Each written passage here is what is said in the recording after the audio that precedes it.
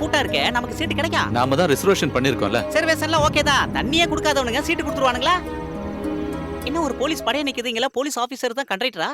ம் ம் నువ్వు ఎల్లింది బస్సు దిర என்னடா சொல்றாரு? What's problem sir? నువ్వు యాకే మాట్లాడుతులా மச்சி நீ கொஞ்சம் இரு, நான் சொல்லி புரிய வைக்கிறேன். அதாவது சார், எங்களுக்கு வந்து no Kannada, only Tamil, little English, you talk I talk. என்ன மச்சான் நான் சொல்றது? ನೀವು ಸತ್ಯವಾದಿ ಹೇಳು.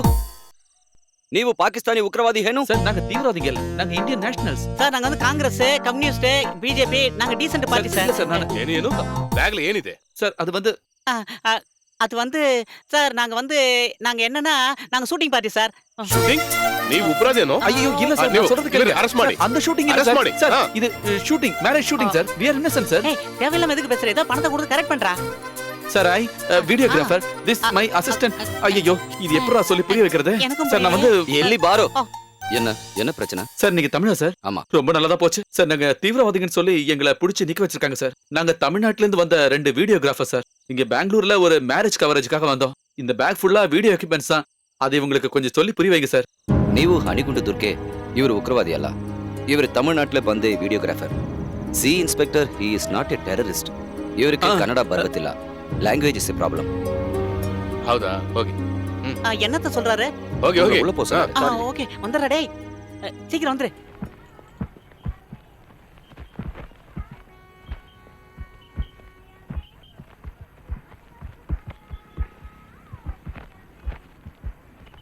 இந்த நன்றியை மறக்கவே மாட்டேன் சார். நீங்க மட்டும் வராம இருந்திருந்தா கண்டிப்பா பெரிய பிரச்சனையா இருக்கும் சார். ஆமா ஆமா சார். பாம்பேல தீவிரவாதிகளோட அட்டாக் அப்புறம் எல்லா இடத்துலயும் செக்கிங் ரொம்ப அதிகமாயிடுச்சு.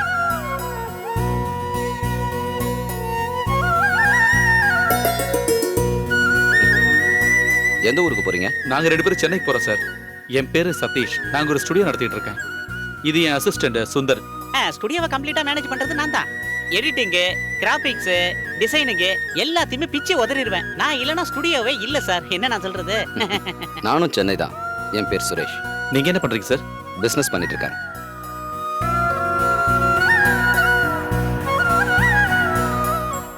இல்ல ஃப்ளைட் மிஸ் ஆயிடுச்சு. நான் பஸ்ல வந்துட்டு இருக்கேன். ஆ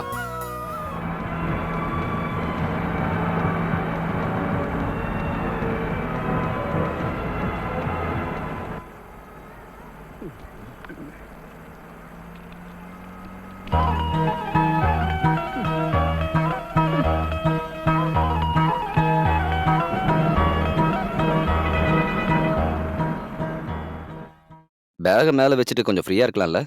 வேண்டாம் சார், இதுல கேமரா இருக்கு. இதான் என்னோட உயிர். இது மேல இருந்து கீழே ஏதாவது விழுந்துருச்சுன்னா புதுசு வாங்குறது பணம் இல்ல. பொருளாதார நெருக்கடியால அதிகமா பிரச்சனை அனுபவிக்கிறது எங்களை மாதிரி ஆளுங்க தான். 2 கல்யாணம் 2 வளகாப்பு கிடைச்சா பிரச்சனை தீந்துரும்ல? இல்ல சார், பழைய மாதிரி வேலை இல்ல.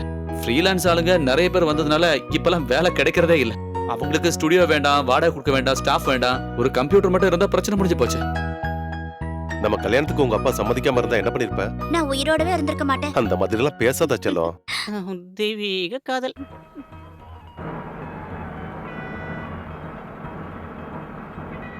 மும்தாஜ் செத்ததுக்கு அப்புறம் ஷாஜஹான் அவளோட ஞாபகமா தாஜ்மஹால் கட்டினாரு.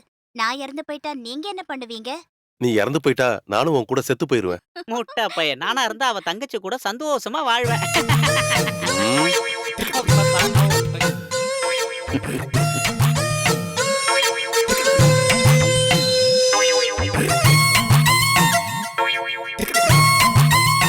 என்னாச்சு, தூக்கம் வரலையா?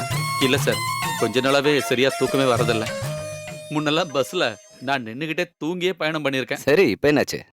என்னன்னு சொல்றது, ஒவ்வொரு பிரச்சனை, மனசுக்கு சுத்தமா நிம்மதியே இல்ல.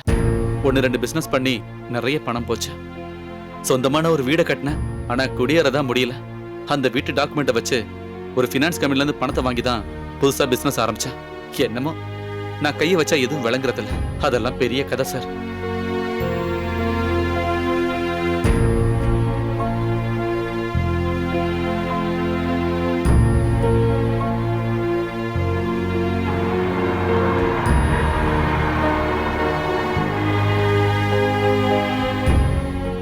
உங்களுக்கு தூக்கம் வரதா இருந்தா தூங்குங்க.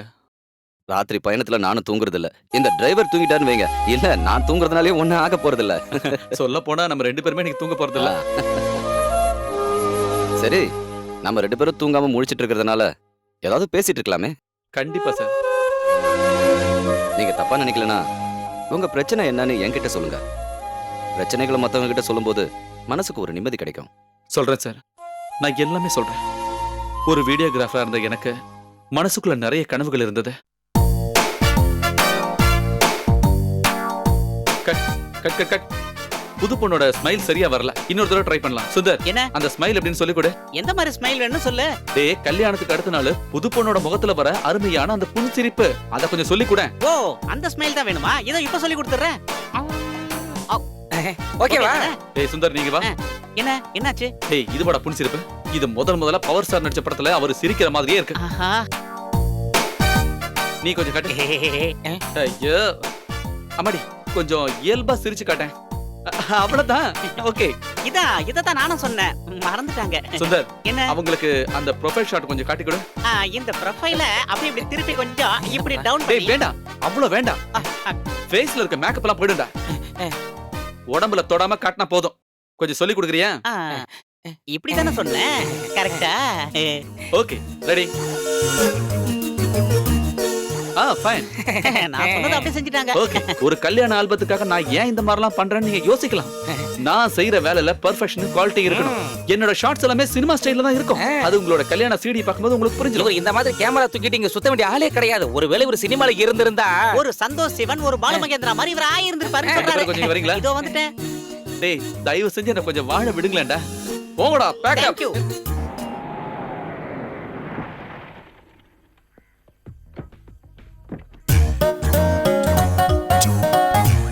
குமாரே, அந்த மணில ஒரு பஞ்ச குடு. டேய், காலிங் பெல் அமுக்க சொன்னேன்டா. அதுவா புரிகிற மாதிரி சொல்ல வேண்டியதானே? சொல்லிட்டாலும். டேய், நல்லா அமுக்குடா, அப்பதான் உங்களுக்கு கேக்கும். இந்த பெல்ல சவுண்ட் பக்கத்து வீட்டுக்காரனுக்கு கேட்கும் முதலாளி. யாரையும் காணோம். யாரு அது? தோ இங்க இங்க இங்க. நீங்களா? வாங்க வாங்க. ரொம்ப அன்போடெல்லாம் வரவேற்காதீங்க, புரியுதா? பாக்கும்போது சிரிச்சு பேசி எந்த பிரயோஜனமும் இல்ல. பணத்துக்கு பணம் தான் வேணும். ஐயா வட்டிக்கு விடுறது புண்ணியத்துக்காக இல்ல, 4 காசு பாக்குறதுக்காக தான். ஆமா, எங்க அந்த ஜெகதீஷ்? முதலாளி ஜெகதீஷ் இல்ல முதலாளி, சதீஷ். அதெல்லாம் எங்களுக்கு தெரியும். கில்லாடி ஆச்சே, பெரிய கில்லாடி. கூப்பிடுங்க அவனை. அவன் தூங்கிட்டு இருக்கான், என்ன எழுந்திருக்க? அது சரி, அவன் நிம்மதியா தூங்குவான். ஏன்னா பணம் கொடுத்தனா தூக்கம் இல்லாம சுத்திட்டு இருக்கேன். கூப்பிடுங்க அவனை, இல்ல உள்ள வந்து நான் கூப்பிடுவா. இல்ல வேண்டாம், நானே அவரை கூப்பிடுறேன். யாருமா? அட, முதலாளியா? என்ன அப்படியே நின்னுட்டீங்க? உள்ள வாங்க, வந்து உட்காருங்க. நான் இங்க ஒண்ணு உட்கார்றதுக்கு வரல. என்கிட்ட ஓவர் ஆக்டிங் காட்டாத என்ன? என் பணம் மேட்டர் என்னாச்சு? அசலு தான் வரல, வட்டியாவது கட்டணும்னு உனக்கு தெரியாது? அண்ணே, அது வந்து இந்த வந்து போயெல்லாம் வேண்டாம். உன்னோட இந்த ஆக்டிங்க பார்த்து எனக்கு சலிச்சு போச்சு. அதெல்லாம் நடக்காது. எனக்கு இன்னைக்கு என் பணம் வேணும்.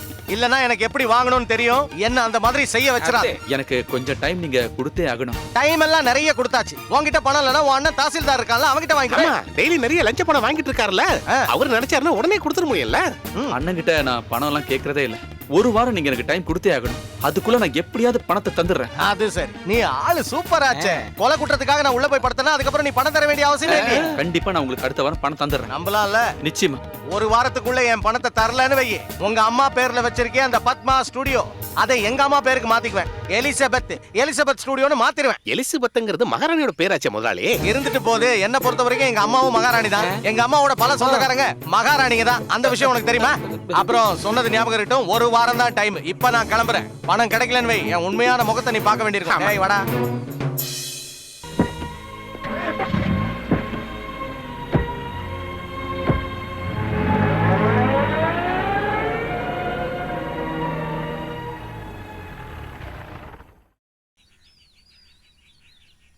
சசியாரு சசி என்ன? இந்த போட்டோவை இங்க இருந்தா பிரிண்ட் எடுத்து கொடுத்தீங்களா? கொடுங்க சார். இல்ல சார். பொய்யாடா சொல்ற ராஸ்கல். போட்டோல மார்ஃபிங் பண்ணி கல்யாணத்தையாட நிறுத்துறீங்க. இந்த போட்டோல இருக்கிற இவன் யாரா? இது பக்கத்து தெருவுல இருக்கிற கோபால் சார். இந்த ஸ்டுடியோவோட ஓனர் யாரு? அது கேக்குறீங்க? வாயை மூடுடா. சார், எங்க முதலாளி பேரு சதீஷ். இவனை நாங்க கூட்டிட்டு போறோம். அந்த ஆள் வந்தா ஸ்டேஷனுக்கு வர சொல்லு. ஏய், சீக்கிரம் வர சொல்லுமா அவரை.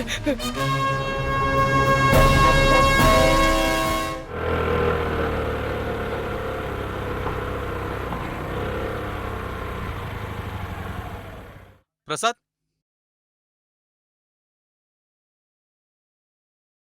என்னடா, என்ன விஷயம்? மொத்தமா பிரச்சனை ஆயிடுச்சு. இந்த காலத்துல எவனையுமே நம்ப முடியல. என்னடா விஷயம் என்னன்னு சொல்லு. ஏதோ ஒரு பொண்ணோட பையனோட போட்டோ மாஸ்கிங் பண்ணி அதை பிரிண்ட் போட்டு கொடுத்ததுனால சசியை போலீஸ் அரெஸ்ட் பண்ணி கொண்டு போயிட்டாங்க. என்னையே ஸ்டேஷனுக்கு வர சொல்லிருக்காங்களா? ஓ, உங்ககிட்ட எத்தனை தடவை சொல்லியிருக்கேன் நமக்கு நம்பிக்கையானவங்கள தான் வேலைக்கு வச்சுக்கணும்னு. இந்த மேட்டர் மட்டும் வெளியே தெரிஞ்சுன்னு வை, உன் ஸ்டுடியோக்கு யாராவது போட்டோ எடுக்க வருவாங்களா? அவன் இந்த மாதிரி பண்ணுவான்னு நான் கொஞ்சம் கூட எதிர்பார்க்கல. இப்ப என்ன செய்யறதுன்னே தெரியல. அந்த எஸ்ஐ உனக்கு நல்ல பழக்கம் இருக்குல்ல? பழக்கலாம் இருக்கு, ஆனா அந்த ஆளு ஒவ்வொரு நேரத்திலயும் ஒவ்வொரு மூட்ல இருப்பாரு.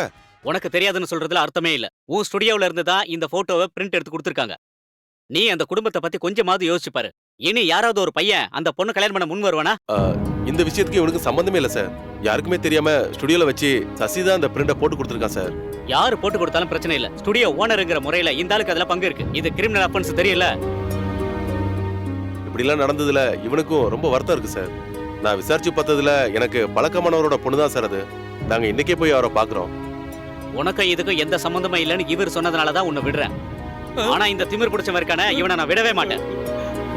சார், இந்த ஒரு தடவை நீங்க இவங்க மேல கொஞ்சம் கருணை காட்டுங்க. ஒரு நிமிஷம், நீ மட்டும் போனா போதும். நான் இங்கே நிக்கிறேன். அப்புறம் எதுக்கு நீ வந்த? அதுக்கு இல்ல, நான் தான் ஸ்டுடியோ ஓனர்னு தெரிஞ்சா அவங்க ஒருவேளை. அவங்க அந்த மாதிரியான ஆள் கிடையாது. நான் தானே கூட்டிட்டு வந்தேன். வா. அட, யாரு இது? வா வா வா வா, வந்து உட்காரு. உட்காருப்பா.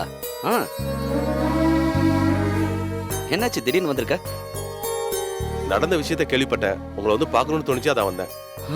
ஏதேதோ நடந்து போச்சு. ஆமா, இவர் யாரு? இவன் சதீஷ், என் சிஷியன் தான். இவர் ஸ்டுடியோல இருந்த ஒருத்தன் தான் நம்ம ஸ்ரீஜாவோட கல்யாணத்தை தடுக்க போட்டோ எடுத்து கொடுத்தவன். பணம் சம்பாதிக்க இது ஒரு நல்ல வழிதானே. இதை விட வேற. உங்களோட நிலைமை எனக்கு நல்லா புரியுது. அதோட உண்மை நிலவரம் என்னன்னு சொல்லிட்டு போக தான் நாங்க வந்தோம். இதுக்கு காரணம் இவன் இல்ல. இந்த விஷயத்துல இவன் நிரபராதி. ஆமாங்க, நான் ஊர்ல இல்லாத நேரம் பார்த்து உங்க பொண்ணோட லவ்வர்னு சொல்லி எவனோ ஒருத்தன் வந்து என் அசிஸ்டன்ட்டுக்கு பணத்தை கொடுத்து இந்த மாதிரி செய்ய வச்சுட்டான். இப்படி எல்லாம் நடந்ததுக்காக மன்னிப்பு கேட்க தான் நாங்க இங்க வந்தோம். இனிமே மன்னிப்பு கேட்டு என்ன பிரயோஜனம் இருக்கு? என் பொண்ணு வாழ்க்கையே போயிடுச்சு, அதை திருப்பி தர முடியுமா?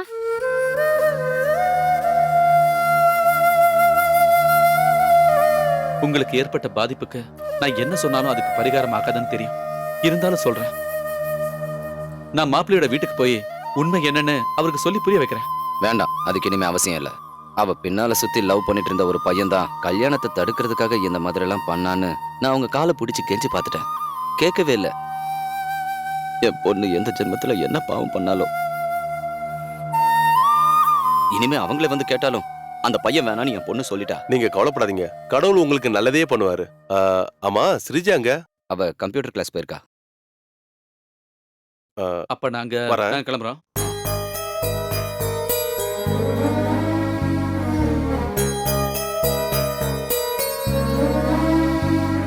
என்னம்மா, படிப்புலாம் எப்படி போயிட்டு இருக்கு?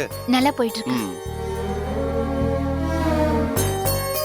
நீ இப்படி ஒரு முடிவு எடுப்பன்னு நான் கொஞ்சம் கூட எதிர்பார்க்கவே இல்லை. நல்ல மனசு இருக்கிறவங்களால தான் இப்படி ஒரு முடிவு எடுக்க முடியும். ஸ்ரீஜா கண்டிப்பா உனக்கு தகுதியான ஒரு பொண்ணு தான். உனக்கு மனைவி ஆகிறதுக்காக தான் அவ கல்யாணம் நின்னு போயிருக்குன்னு நினைக்கிறேன். அந்த பொண்ணை நான் கல்யாணம் பண்ண முடிவெடுத்தது அந்த கல்யாணம் நின்னு போனதுனால இல்ல. அது மட்டும் இல்லாம எனக்கு மட்டும் பிடிச்சா போதாதுல்ல, அந்த பொண்ணுக்கும் அவங்க வீட்டுல இருக்கவங்களும் பிடிக்கணுமே. உனக்கு இது விருப்பம்னா அவங்களுக்கு எந்த பிரச்சனையும் இருக்கிற மாதிரி தோணல. அப்புறம் இந்த விஷயத்தை பத்தி பொண்ணோட அப்பா கிட்ட நான் சொல்லிட்டேன். நீ இன்னைக்கே போய் உங்க அம்மா கிட்டயும் அண்ணன்கிட்டயும் விஷயத்த சொல்லிடு. அவங்களோட முடிவும் என்னன்னு தெரியணும்ல. நீ அந்த பொண்ணை கல்யாணம் பண்ணிக்கிறதுல எனக்கு சந்தோஷம் தான். அந்த பொண்ணோட அப்பா பரமேஸ்வரன் எனக்கு நல்லா தெரியும். நம்ம குடும்பத்துக்கு ஏத்த சம்பந்தம் தான். ஆனா எனக்கு இவனை நினைச்சாதான் பயம். இங்க பாரு, கல்யாணம் முடிஞ்ச அப்புறம் இந்த மாதிரி ஊதாரித்தனமா சுத்திக்கிட்டு இருந்தேன்னு வையே, அதுக்கு கல்யாணமே பண்ணிக்காம இருக்கலாம். அதெல்லாம் கல்யாணத்துக்கு அப்புறம் சரியாயிடுங்க. இவ்ளோ நாளா கல்யாணமே வேண்டான்னு சொன்ன ஆளு இப்போ கல்யாணத்துக்கு சம்மதிச்சது பெரிய விஷயம் தானே. இனிமே 1-2 பேசி குழந்தைனார் கல்யாணம் நிக்க வேண்டாம். நீ சொல்லுவடி. இத பண்றேன் அதை பண்றேன்னு எவ்வளவு பணத்தை அழிச்சிருக்கான் தெரியுமா இவன்? இப்போ ஒரு ஸ்டுடியோ நடத்துறான். கேள்விப்பட்டீங்களா இவன் ஸ்டார்ட் பண்ண வேலைய? அந்த பார்த்த சாரதி இருந்ததுனால போலீஸ் கிட்ட அடி வாங்காம தப்பிச்சான். ஒரு விதத்துல அது நல்லதுதான். அந்த மாதிரி எல்லாம் நடந்ததுனால தானே இவனுக்கு இப்ப கல்யாணம் பண்ணணும்னு ஆசை வந்திருக்கு. என்னம்மா நீங்க இந்த அளவுக்கு அப்பாவியா இருக்கீங்க? இவன் இப்படி ஆனதுக்கு நீங்க தான் காரணம். கல்யாணம் முடிஞ்சதுன்னா எல்லாத்துக்கும் ஒரு மாற்றம் வரும். அப்படிதானடா? ஆமா, அண்ணன் மட்டும் எப்படி இருந்தாரு? அண்ணிய கல்யாணம் பண்ணதுக்கு அப்புறம் தானே மொத்தத்துல அவருக்குள்ளே ஒரு மாற்றம் வந்தது. அப்புறம் நாளைக்கே நீங்க எல்லாருமா சேர்ந்து அவளோட அப்பா கிட்ட பேசணும். பார்த்தாவும் உங்க கூட வருவான். இவர் அர்ஜென்ட் படுறத பார்த்தா நாளைக்கு அந்த பொண்ணை கூட்டிட்டு வந்துருவாருன்னு நினைக்கிறேன். எனக்கு என்னமோ அந்த பொண்ணோட கல்யாணத்தை நிறுத்தினது இவரை தான் இருக்கும்னு சந்தேகமா இருக்கு. பாத்தீங்களாமா?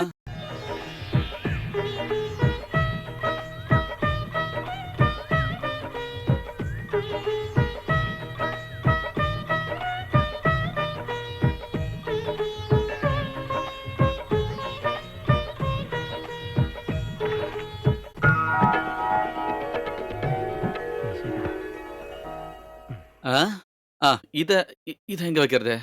வேண்டாம், இங்க இருக்கட்டும். இந்த கேமரா ஆ ஆ வேண்டாம், இங்க வச்சலாமா? எங்க வைக்கிறது?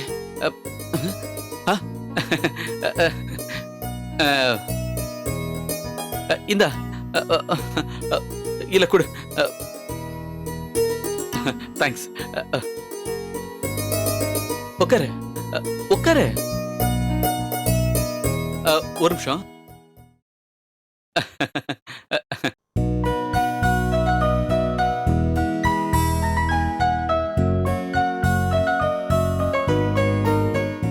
போன் ஆஃப் பண்ணிடல. போட்டோ மாஸ்க் பண்ண சசிக்கு தான் முதல்ல என் நன்றியை சொல்லணும். அந்த ஃப்ராடுக்கா? ஆமா, அவ அன்னைக்கு அந்த மாதிரி பண்ணதுனால தானே எனக்கு ஒண்ணு கிடைச்சது. யாரு இந்த ராத்திரியில? Happy married life. பிரசன்டேஷன் கொடுத்துட்டு ஓடிலான்னு பாக்குறியா? வாடா உள்ள. காலையில கல்யாணத்துக்கு வர முடியாததால முதல்ல சாரி கேட்டுக்கிறேன். என்ன மாதிரி ப்ரொடக்ஷன் மேனேஜர்ஸ்க்கு சொந்த வேலைகளை பாக்குறதுக்கு ப்ரொடியூசர்ஸ் நேரம் தரதே இல்ல. அதுதான் பிரச்சனையே. இந்த அப்படி என்னோட கடமையை நான் செஞ்சுட்டேன். கல்யாணத்துக்கு வரதுக்காக நான் எவ்வளவோ முயற்சி பண்ணி பார்த்தேன். பாண்டிச்சேரி தான் லொகேஷன். பத்தா குறைக்கு அஜித் சார் தான் ஹீரோவே. அதுக்கப்புறம் அங்கிருந்து நகர முடியுமா? யோசிச்சு பாரு. சரி, நான் உடனே கிளம்பிடுறேன்ப்பா. உன்னோட சிவபூஜையில நான் கரடியை நுழையறதுக்கு விரும்பல. உன் பொண்டாட்டியை கூப்பிடு. ஸ்ரீஜா, நீ உட்கார்ற. ஸ்ரீஜா, என்னடா இது பெரும் தொல்லையா இருக்கு. முடியாது, போக முடியாது, விட மாட்டேன். அட்வான்ஸ் காசு ₹1 கூட குறையாம வாங்கினல. இப்ப மகேஷ் பாபு கூட நடிக்க போறேன்னு சொன்னா அது முடியாது. No no no no, nothing doing. யாரு? தனிஷ்கா. தனிஷ்காவா? அது யாரு? தெலுங்குல ஒரு புது நடிகை தனிஷ்கா. அவளோட எந்த ஆட்டமும் என்கிட்ட பலிக்காதுல்ல. இந்த இண்டஸ்ட்ரியில நான் சொல்றதா நடக்கும்.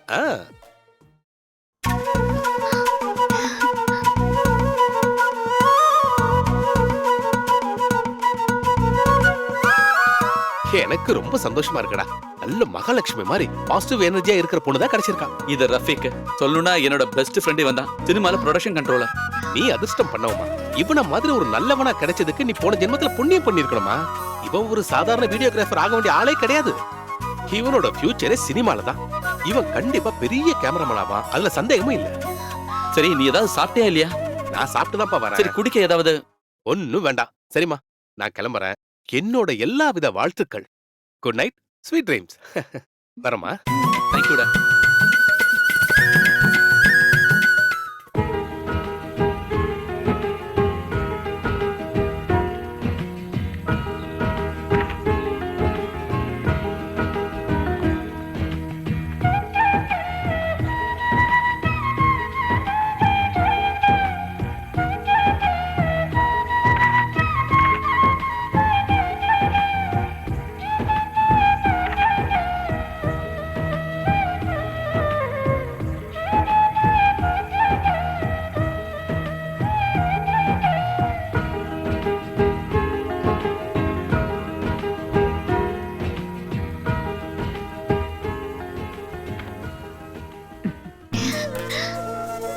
சாப்பாட்டுக்கு அது வேணும் இது வேணும்னு அவ எப்பவும் அடம் பிடிக்க மாட்டான். கருணக்கிழங்கு பொரியலும் ரசமும் இருந்தா போதும், அவனுக்கு அதுவே தாராளம்.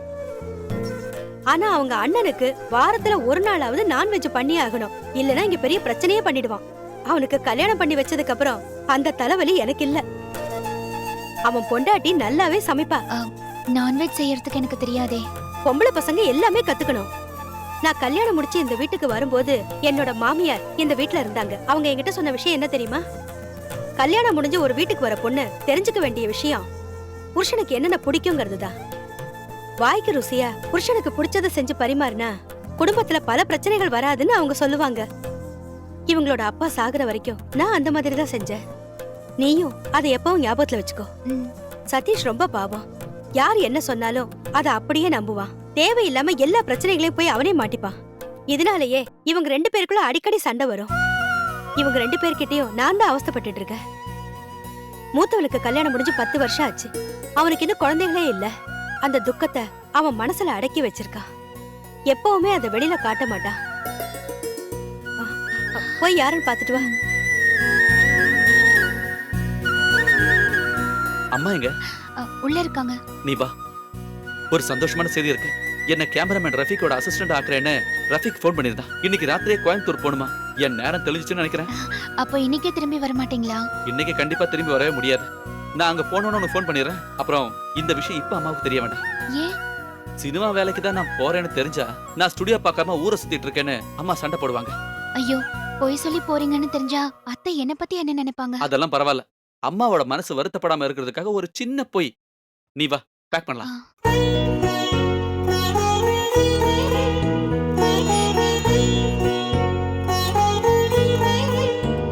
ரஃபீக், அடா பயங்கர பசிப்பா.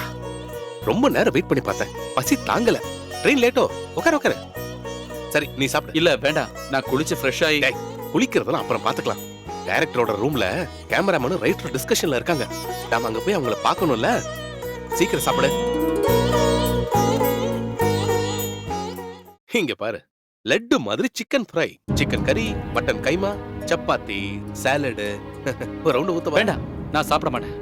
சாப்பிடக்கூடாது. மது நாட்டுக்கும் வீட்டுக்கும் கேடுன்னு பாட்டிலே எழுதி வச்சிருக்காங்க. அதை தெரிஞ்சு முட்டை பசங்க குடிக்கிறாங்க.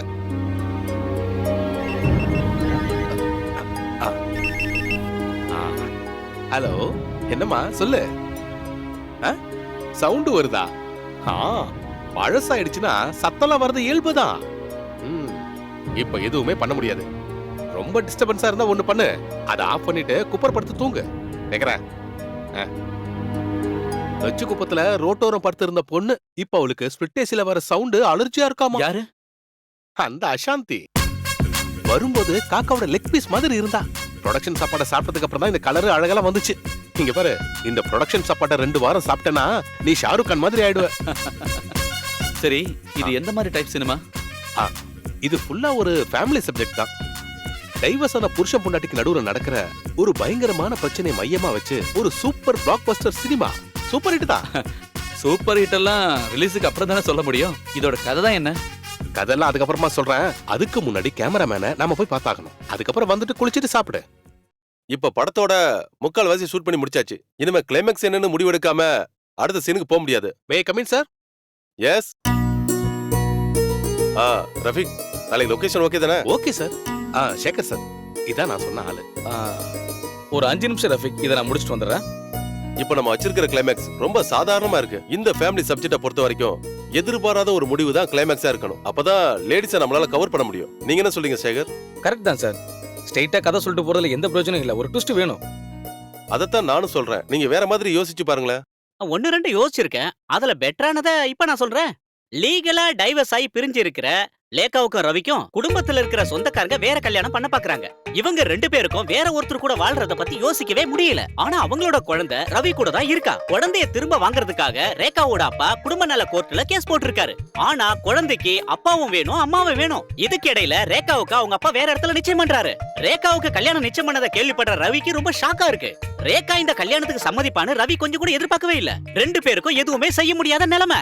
கல்யாணத்தன்னைக்கு மணமேடையில ரேகா உட்காந்துகிட்டு இருக்கா. பக்கத்துல மணமகன் ஐயரு எதிர மந்திரம் ஓதிக்கிட்டு இருக்காரு. ஆனா ரேகாவோட கண்கள் யாரையோ தூரத்துல தேடிக்கிட்டே இருக்கு. அந்த ஆடிட்டோரியத்துக்கு பின்னால இருக்கிற ரவி ரேகாவை பாத்துக்கிட்டே இருக்காரு. தான் புருஷன் தன்னை தேடி வந்திருக்கான். ஒண்ணுமே செய்ய முடியாத ரேகாவோட நிலைமை. டென்ஷன். சில நொடிகள்ல சில மாதிரி உட்கார்ந்திருக்க அவ கழுத்துல மணமகன் தாலிய கட்டுறாரு. அப்படியே ரீரே கடிங்க தூக்குறோம். எதுவுமே செய்ய முடியாத ரவி அங்கிருந்து கிளம்புறான். இந்த கிளைமேக்ஸ்ல எந்த புதுமையும் இல்ல. இந்த மாதிரி நிறைய படங்கள்ல வந்திருக்கு. ஆமா சார், இதே மாதிரி ஒரு தெலுங்கு படத்துல கூட நான் பாத்திருக்கேன். புருஷன் இருக்கிற ஹீரோயின் வேற ஒருத்தரை கல்யாணம் பண்ணிட்டா படம் பார்க்க வர லேடிஸ் ஏத்துக்க மாட்டாங்க. இதுலயே வேற ஏதாவது சேஞ்ச் பண்ணுங்க. நானும் யோசிக்கிறேன். சார், நான் ஒரு சஜஷன் சொல்லவா? கம்முனிரா. சாரி சார், ஒண்ணு இல்ல. அவர் ஏதோ சொல்றேன்னு சொன்னார்ல, நல்லா இருந்தா வச்சுக்கலாமே. நீங்க சொல்லுங்க. கிளைமேக்ஸோட சிச்சுவேஷன் அதே தான் சார். மணமேடையில உட்கார்ந்து இருக்கிற ஹீரோயின் கல்யாண மண்டபத்துல முதல் புருஷன் இருக்கான். டென்ஷனோட சில நிமிஷங்கள். தாலி கட்டுறதுக்கு கொஞ்சம் முன்னாடி மம்மி அப்படின்னு ஒரு சின்ன குழந்தை கூப்பிடுறா. ஹீரோயின் பார்க்கும்போது அது தன்னோட குழந்தை தான். மம்மி டாடி வந்திருக்காங்க. நீங்க வாங்க நம்ம டாடி கிட்ட போலான்னு சொல்லி இந்த ஹீரோயினிய மண்டபத்துல இருக்கிற புருஷன் கிட்ட இந்த குழந்தை கூட்டிட்டு போகுது. அங்க வச்சு அவங்க ஒண்ணா சேர்றாங்க. அதுக்கப்புறம் சென்டிமெண்ட்ஸோட சில நிமிஷங்கள், குடும்பமே ஒண்ணா சேருது. அங்க இருக்கிறவங்க எல்லாருமே சந்தோஷப்படுறாங்க.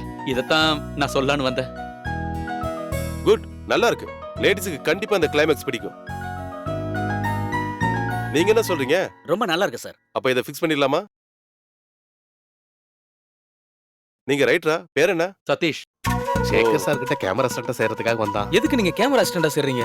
உங்களுக்கு தான் நல்ல ஸ்டோரி சென்ஸ் இருக்குல்ல, நல்ல கதை பண்றதுக்கு நீங்க ட்ரை பண்ணுங்க. சினிமாவுக்கு இப்ப நல்ல எழுத்தாளர்கள் தான் தேவை. கேமரா அசிஸ்டண்டா நீங்க ஜாயின் பண்ணீங்கன்னா பல வருஷம் கழிச்சு தான் நீங்க படமே பண்ண முடியும். ஆனா இது அப்படி இல்ல. ஒரு படம் கிளிக் ஆயிடுச்சுன்னா அடுத்த படத்துக்கு நீங்க கேட்கிற சம்பளத்தை கொடுப்பாங்க.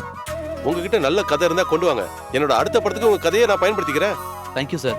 சரி, அப்ப நம்ம கிளம்பலாம். வர வாங்க. இங்க பாரு, நான் கடைசியா சொல்றேன், இனிமே வீடியோ கேமராவையோ இல்ல ஸ்டில் கேமராவையோ உன் கையில எடுக்கவே கூடாது. மூவி கேமரான்னு சொன்ன மூக்கு அப்படியே உடைச்சிரும், தெரிஞ்சுக்க. ஆமா, ஏன்? டைரக்டர் சார் சொன்னது கேட்டல, அவரோட அடுத்த படத்துக்கு உன்னோட கதையை யூஸ் பண்றதா சொல்லிருக்காரு. சாரோட அடுத்த 2 படத்துக்கும் கதை இன்னும் ரெடி ஆகவே இல்ல. நீ சீக்கிரமா போய் 2-3 கதையை ரெடி பண்ணி சார் கிட்ட வந்து சொல்லு. எவ்வளவு பணம் கிடைக்கும் தெரியுமா உனக்கு? ஒரு படம் மட்டும் ஹிட் ஆயிடுச்சுன்னு வையே, அப்புறம் லட்சக்கணக்கில் கொண்டது உன் கால்ல கொட்டுவாங்க. 1-2 கதையோட சில ஐடியாஸ் மட்டும் என்கிட்ட இருக்கு. நீ ஐடியா பண்ணுவியோ பண்ண மாட்டியோ, சீக்கிரமா கதையை ரெடி பண்ணிடு. சரி, திரும்ப போறதுக்கு ராத்திரி ஏதாவது ட்ரெயின் கிடைக்குமா? ஒரு ராத்திரி கூட அவளை உன்னால பிரிஞ்சு இருக்க முடியல. நீ அதிர்ஷ்டம் பண்ணவுண்டா. மகாலட்சுமி மாதிரி ஒரு பொண்ணு கிடைச்சிருக்கா. ஆனா என் நிலைமைய கொஞ்சம் யோசிச்சு பாரு. சண்டை போட்டு போன சைராபானு வரலையா? என்னோட எல்லா நம்பிக்கையும் ஒரு நிமிஷத்துல நொறுக்கிட்டாங்க. என்னாச்சு? அழகான ஹோம் நர்ஸ் வேணும்னு பத்திரிக்கையில நான் ஒரு விளம்பரம் கொடுத்திருந்தேன். அடுத்த நாள் காலையில அவ திரும்பி வந்துட்டால. பெரிய பிரச்சனை பண்ணாங்களா? பிரச்சனை பண்ணலா, பெரும் பிரச்சனை பண்ணிட்டால. என்ன பத்தி உனக்கு தெரியும்ல, அவ வயலண்ட் ஆனா நான் சைலண்ட் ஆயிட்டேன். உன் முதலாளி இல்லையா? எங்க போயிட்டான்? இல்ல, ஒரு வேலை விஷயமா மதுரைக்கு போயிருக்காரு. மதுரைக்கு போயிருக்கானா? பெரிய மதுரை வீரன். யாரை ஏமாத்துற? மதுரைக்கு பக்கத்துல தான் பழனி இருக்கு. அங்க போய் மொட்டை அடிச்சுக்கிட்டு தலையில சந்தனத்தை பூசிக்கிட்டு பர்மனண்டா அங்கேயே இருக்க சொல்ல அவனை. எனக்கு பணத்தை கொடுக்காம ஒளிஞ்சுக்கிட்டு இருக்கான் அவன். இந்த வட்டி வின்சென்ட்டை எவனாலும் ஏமாத்த முடியாது. கரெக்ட். என்ன ராஜா பண்ற? கம்ப்யூட்டர்ல வந்து ஓ, சினிமா பாத்துட்டு இருக்கியா? இது யாரு? புது நடிகை? ஐயோ, இது சினிமா நடிகை இல்லனே, இது மணப்பெண்ணே. இவள நான் போட்டோஷாப்ல ஏத்திக்கிட்டு இருந்தேனே. பஞ்ச பரதேசி. இந்த மாதிரி பொண்ணுங்களை ஷாப்ல ஏத்தி அவங்க வாழ்க்கையை கெடுக்கிறதே உங்களுக்கு வேலையா போச்சுன்னு எனக்கு தெரியும். என்னடா அது கருப்பு பெட்டி மாதிரி இருக்கு? அண்ணா, அது கேமராண்ணே. எவ்வளவு விலை இருக்கு? இது வந்து டிஜிட்டல்னா 1.5 லட்சத்துக்கு மேல இருக்கும். அதை அப்படியே தூக்கு. ஐயோ அண்ணா, அதை கொண்டு போயிடாதீங்க. அப்புறம் போட்டோ எடுக்க வேற கேமரா இல்ல. வேண்டாம், கேமரா இல்லாம போட்டோ எடுத்தா போதும். என்ன முதலாளி? அது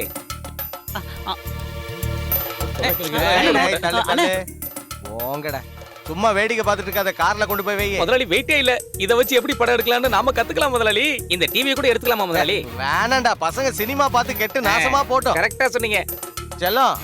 இப்ப அடிக்கிற வெயிலுக்கு கருப்பு கொடையை விட வெள்ளை கொடை தான் ரொம்ப நல்லதா. 18 வயசுல இருந்து அர்த்தராத்திரியில கூட பிடிக்கிறது எங்க முதலாளி பழக்கமா வச்சிருக்காரு. ஆனா இப்பதான் முதல் முறையா கொடையோட நேரத்தை மாத்திருக்காரு. எங்க முதலாளியை பத்தி உங்களுக்கு ஒண்ணுமே தெரியாது. என்ன முதலாளி சொல்லட்டுமா? அத கார்ல கொண்டு போய் வை. ஏய், தல தல தல தல. சரி, நான் வரட்டுமா? இப்போ என்ன பண்றது? ஸ்கிரிப்ட் எழுத சொன்னதும் முதல்ல ஞாபகம் வந்ததே உன்னோட இந்த முகம்தான். போங்க. சத்தியமா சொல்றேன், என்னோட இந்த அதிர்ஷ்டத்துக்கு எல்லாமே காரணம் இந்த மகாலட்சுமி தானே. எனக்கு சினிமா ரொம்ப பிடிக்கும். எங்க வீட்ல மாசத்துக்கு ஒரு படமாவது பாத்துருவோம். கதை, திரைக்கதை, வசனம்னு ஸ்கிரீன்ல பாக்கும்போது ஜனங்க எதுக்காக கை தட்டுறாங்கன்னு எனக்கு அப்ப தோணி இருக்கு. அதுதான் ஒரு எழுத்தாளனுக்கு கிடைக்கிற அங்கீகாரம், பேனாவோட சக்தி. இந்த விஷயத்தை அத்தை கிட்ட சொல்ல வேண்டாம். வேண்டாம் வேண்டாம், இப்ப சொல்ல வேண்டாம். இப்போதைக்கு சஸ்பென்ஸாவே இருக்கட்டும். எல்லாம் ஓகே ஆனதுக்கு அப்புறம் சொல்லலாம். டேய் சதீஷ், டேய் கொஞ்சம் சீக்கிரமா வாயேன். பெரிய பிரச்சனை ஆயிடுச்சு. என்னாச்சு? அந்த வின்சென்ட் வந்து கேமராவெல்லாம் தூக்கிட்டு போயிட்டான். நீங்க தடுக்க வேண்டியதானே? அவன் பேசிட்டு இருக்கும்போது எடுத்துட்டு போயிட்டான்பா. அது மட்டும் இல்ல, கம்ப்யூட்டரையும் எடுத்துட்டு போறதா சொல்லியிருக்கான். நாளைக்குள்ள பணத்தை கொடுக்கலனா கேமராவும் வித்துருவானா. நான் இல்லாத போது கேமரா எடுத்துட்டு போனது ரவுடிசம். நம்ம கண்டிப்பா போலீஸ்ல கம்ப்ளைண்ட் பண்ண வேண்டியதா.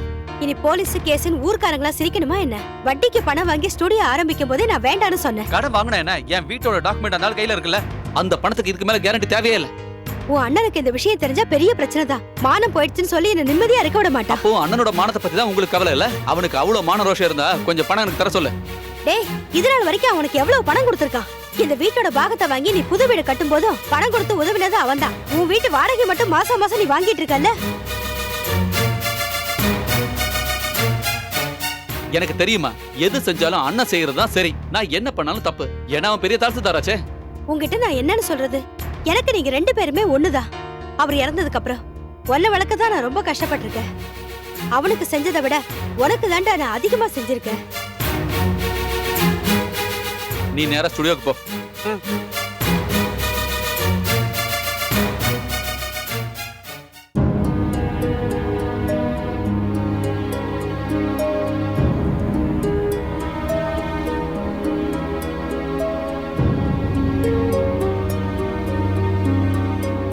எதுக்கே பார்த்துக்கிட்டு அந்த மாதிரிலாம் பேசுனீங்க? என் முன்னாடி அந்த மாதிரிலாம் பேசும்போது அவங்க ரொம்ப வருத்தப்படுவாங்கல்ல. நம்மளோட நல்லதுக்காக தானே அவங்க அப்படி சொல்றாங்க. அவங்க முகத்தை பார்த்தாலே தெரியுது அவங்க ரொம்ப வருத்தமா இருக்காங்க. இல்ல இல்ல, எங்களுக்குள்ள எப்பவுமே இங்க இப்படிதான். நீ ஒண்ணும் பெருசுப்படுத்த வேண்டாம். நான் அந்த வின்சென்ட போய் பார்த்துட்டு வந்துடுறேன். இருங்க, அங்க போய் நீங்க தேவையில்லாம பிரச்சனை எல்லாம் பண்ண வேண்டாம். பார்த்தானாவையும் கூட்டிட்டு போங்களேன். ம்.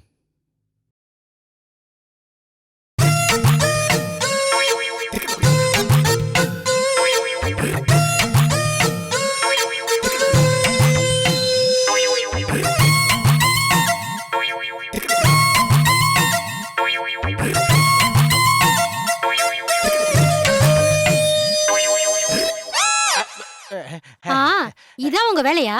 யோகாசனம்னு சொல்லி இங்க வந்து உட்காந்துட்டு பக்கத்து வீட்டு பொம்பளைய பாத்துட்டு இருக்கீங்களா? இவ்வளவு வயசாகி போயிடுச்சுல, இதெல்லாம் நிறுத்த கூடாதா? அடியே, யோகாசனம் பண்ணும்போது எதையாவது பாத்துக்கிட்டே பண்ணணும்னு யோகாச்சாரியார்கள் சொல்லிருக்காங்க. அவங்க எது வேணாலும் சொல்லுவாங்க. ஆனா பக்கத்து வீட்டுக்காரி புருஷன் கராத்தே மாஸ்டர்ன்றத மறந்துடாதீங்க. இங்க பாருங்க, உங்களை பார்க்க 2 பேர் வந்திருக்காங்க. லேடிஸ் இல்லல்ல? இல்ல. அப்போ ஒர்க் அவுட் ஆச்சு அதுக்குள்ள. வாங்க.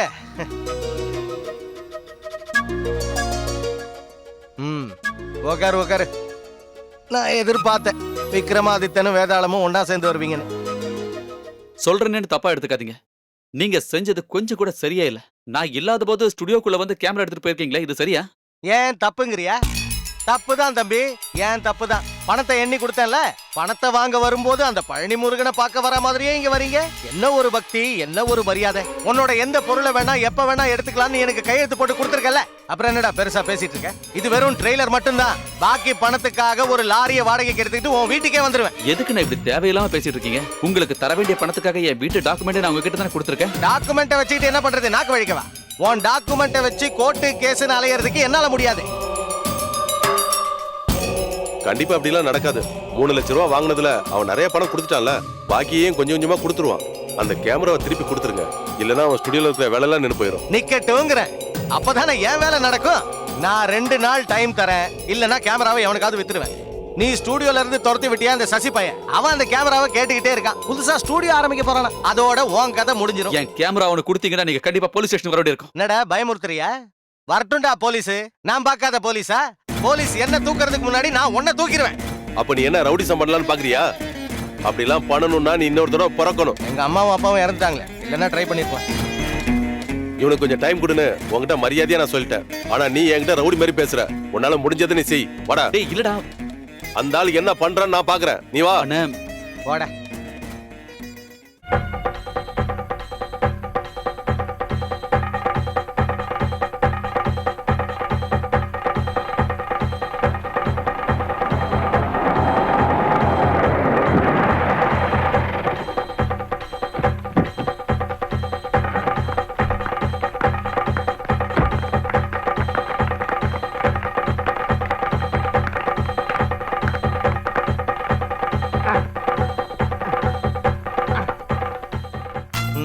எதுக்குடா இவ்ளோ பெரிய கத்திரி? இது ஒண்ணும் தையல் கடை கிடையாதே, சின்னதா வாங்க வேண்டியதானே. ஏன் அனாவசியமா செலவு பண்ற? அண்ணா, நான் இத காசு கொடுத்து வாங்கல, பக்கத்து கடையில ஓசில வாங்கினேன். புத்திசாலி பையன், நீ நல்லா வருவடா.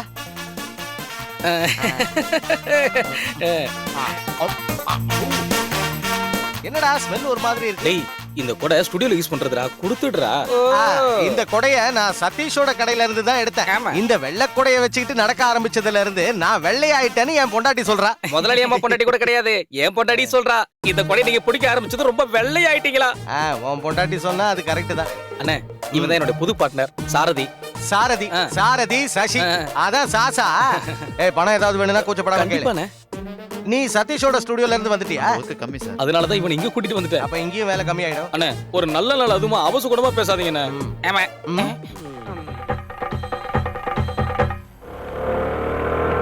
ஏய் நீங்க தான் இருக்கியா? மனுஷனா பிறந்தா கொஞ்சமாவது நன்றி வேணும்டா. இவ்வளவு காலமா ஃப்ரெண்ட்ஸா இருந்துட்டு அவங்கிட்ட ஒரு வார்த்தை கூட சொல்லாம வந்துட்டியேடா. இந்த பரதேசி ஸ்டுடியோல வந்து வேலை பார்க்கறதுக்கு உனக்கு கொஞ்சம் கூட வெக்கமா இல்ல? டேய் நான் நீ எதுவும் சொல்ல வேணாம்டா. உன்னோட ஒவ்வொரு தேவைகளையும் சொல்லி அவங்கிட்ட நீ எவ்வளவு பணம் வாங்கியிருக்க ஞாபகம் இருக்கா உனக்கு? உன் பொண்டாட்டி பிரசவத்துல பிரச்சனை வந்து ஐசியூல இருக்கும்போது அவனோட செயினை வித்து தானடா பில்ல கட்டினா. அந்த நன்றியாவது வேணா உனக்கு? இந்த பரதேசியால தானே நம்ம ஸ்டுடியோட பேரை நாசமாச்சு.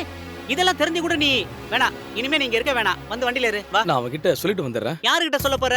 வேணாம், எவங்கிட்டே சொல்ல வேணாம். இங்க பாரு, சீக்கிரமா பணம் சம்பாதிக்கணும் ஏதாவது ஐடியா வச்சுக்கிட்டு நீ அவன் கூட இருந்தனா கொஞ்ச நாள் தான். அதுக்கப்புறம் அவன் வெளியில எல்லாம் இருக்க மாட்டான். கண்டிப்பா ஜெயில தான் இருப்பான். நீயும் கூட சேர்ந்து களி தின்னு.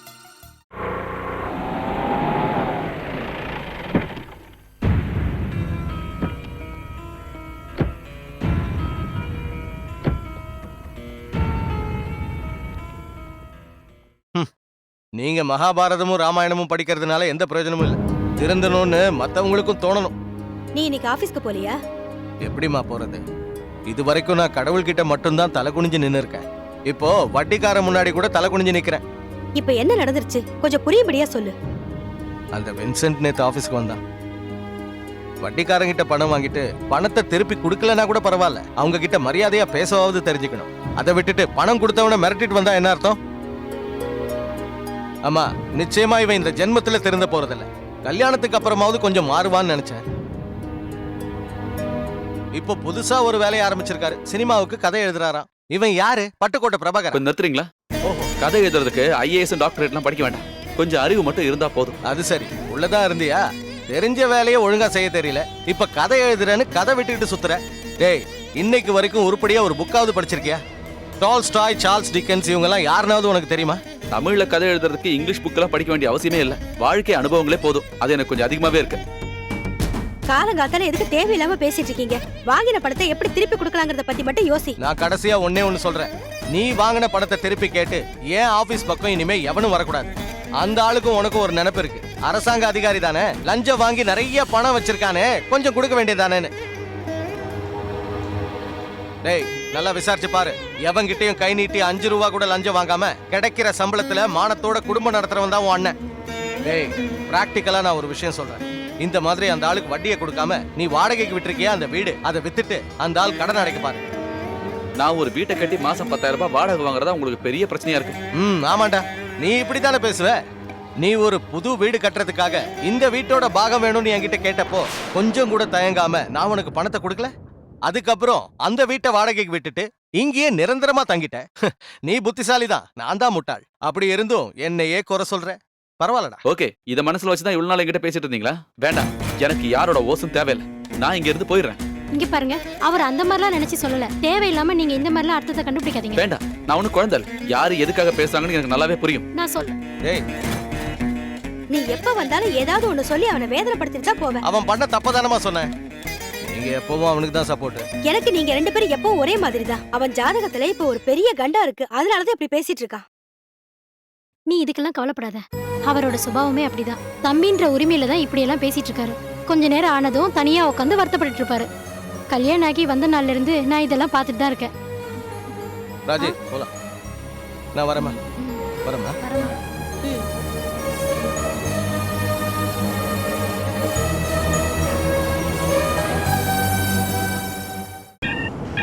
டேய், இந்த வாரம் ஸ்கூல் திறந்துருவாங்க.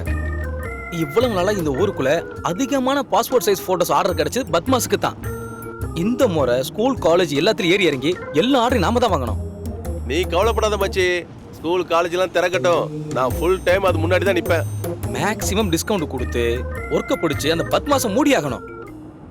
ஒரு ஸ்டுடியோ முன்னேறணும் அப்படின்னா ஸ்கூல் ஒர்க்கை பிடிச்சா மட்டும்தான் முடியும். அதை நீ மறந்துடாத.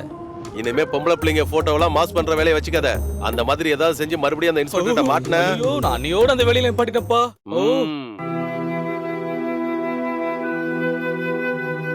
ஒவ்வொரு பிரச்சனையும் வரும்போது நீங்க இந்த மாதிரி ஆயிடக்கூடாது. பிரச்சனையில இருந்து எப்படி வெளியில வரலான்னு தான் நீங்க யோசிக்கணும். என்ன பண்றதுன்னு தெரியல. கேமரா இல்லாம ஸ்டுடியோக்குள்ளே போக முடியாது. என் கேமராவை அந்த வின்சன் எடுத்துட்டு போய் சசிக்கு வித்துட்டான். ஒரு புது கேமரா வாங்குறதுக்கு எவ்வளவு ரூபாய் தேவைப்படும்? செகண்ட் ஹேண்ட்ல ஒரு கேமரா வாங்குறதா இருந்தா கூட 50,000 ரூபாய் ஆகும். அப்படின்னா என்கிட்ட இருக்கிற நகையை வித்து செகண்ட் ஹேண்ட்ல ஒரு கேமரா வாங்கிடலாம். வேண்டாம், உன் வீட்ல இருந்து கொடுத்த நகையை அடமானம் வச்சு ஒரு கேமரா வாங்குறது சரியில்லை. இனிமே உண்டு எந்தெல்லாம் சொல்லாதீங்க. அது நம்மளோடதுங்க. பணம் கிடைக்கும் போது திரும்ப எடுத்துட்டா போச்சு. அண்ணா சொல்லிட்டு போனது கேட்டல. இனிமே இங்க தங்கினா சரிப்பட்டு வராது. அந்த வாடகைக்காரங்களை காலி பண்ண வைக்கணும்னா அட்வான்ஸா வாங்கின 50,000 ரூபாய் திரும்ப கொடுத்தாகணும். உங்க அண்ணா அந்த மாதிரி பேசினாங்கிறதுக்காக நீங்க எது போப் போறியா? நான் இந்த வீட்டை நிம்மதியா வாழ்றது உன் பையனுக்கு கொஞ்சம் கூட பிடிக்கல. உன்னை இந்த வீட்டை விட்டு போன அவன் சொல்லலையே. நீ தானே அவனுக்கு பொறாம அது எதுன்னு சொல்லி கோவப்பட வச்ச. அவன் சொன்னதுல என்னடா தப்பு இருக்கு? என்ன நடந்தாலும் சரி, நான் இங்கிருந்து போக தான் போறேன். நீங்க என் கூட வரணும். நான் வரமாட்டேன். அப்படின்னா நீ அவங்க கூட தான் போக போறியா? அப்ப போ. நான் யார் கூடயும் போகல. உங்க அப்பா வாழ்ந்த வீடுடா இது. நான் சாகிறதா இருந்தாலும் இந்த வீட்டுல தான் சாவேன். அம்மா, நீங்க அப்ப இங்க தனியா இருக்க போறீங்களா? தனியா இருந்தா என்ன பிரச்சனை? பிள்ளைங்களுக்கு வேண்டாத அம்மாலாம் ஒண்டிக்கட்டியா தான் வாழ்ந்துட்டு இருக்காங்க. உங்க அப்பா சாகுற வரைக்கும் வாங்கின பணத்தை கேட்டு ஒருத்தன் கூட இந்த வீட்டு வாசல்ல வந்து நின்னதே இல்ல. கடனும் பிரச்சனையா இருந்தா எப்படிடா ஒருத்தனால நிம்மதியா வாழ முடியும்?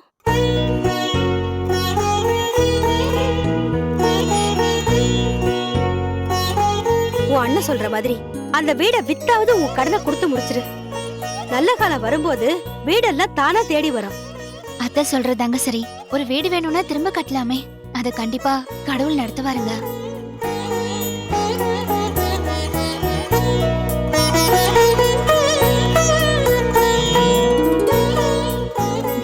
என்னங்க, பிளாஸ்க்ல டீ இருக்குங்க. தூக்கம் வரும்போது எடுத்து குடிங்க. வேணும்னா நானும் இங்கே இருக்கேன். உனக்கு தூக்கம் வரலன்னா உட்காரு. ஏதாவது ஐடியா வந்தா எனக்கு சொல்லு. இன்டர்வல் சீன் ஆயிடுச்சு. ஆ. சீன் 30. ம். ராஜசேகரோட வீடு பகல். ராஜசேகரோட வீட்டுக்கு வந்துகிட்டு இருக்கிற ரமேஷோட ஜீப். ரமேஷா நடிக்க போறது யாரு? ரமேஷா நடிக்க போறது யாருங்க? சகலகலா வல்லவன் முகேஷ்.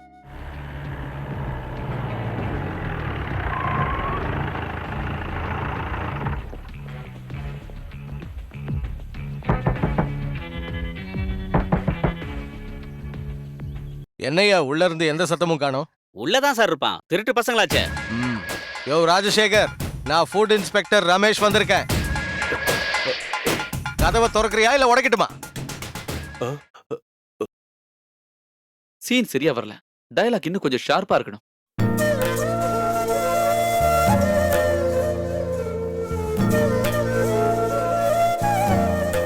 கிடைச்சிருச்சு. சீன் 30. ராஜசேகரோட வீடு பகல். ராஜசேகரோட வீட்டுக்குள்ள வந்துகிட்டு இருக்கிற ரமேஷோட ஜீப். வணக்கம் முதலாளி. யார் நீங்க? ஐயோ, என்ன தெரியலையா? நான் தாங்க ரமேஷ். ஆமாங்க. ஆ, பாட்டு கவிதைலாம் எழுதுற ரமேஷ் தானே? கவிதை தான் இப்ப செத்துக்கிட்டே இருக்க. அது கவிதா இல்லையே, செத்தது சங்கீதா தானே? ஆமா, சங்கீதமும் இப்ப கொஞ்சம் கொஞ்சமா செத்துக்கிட்டு தானே இருக்கு.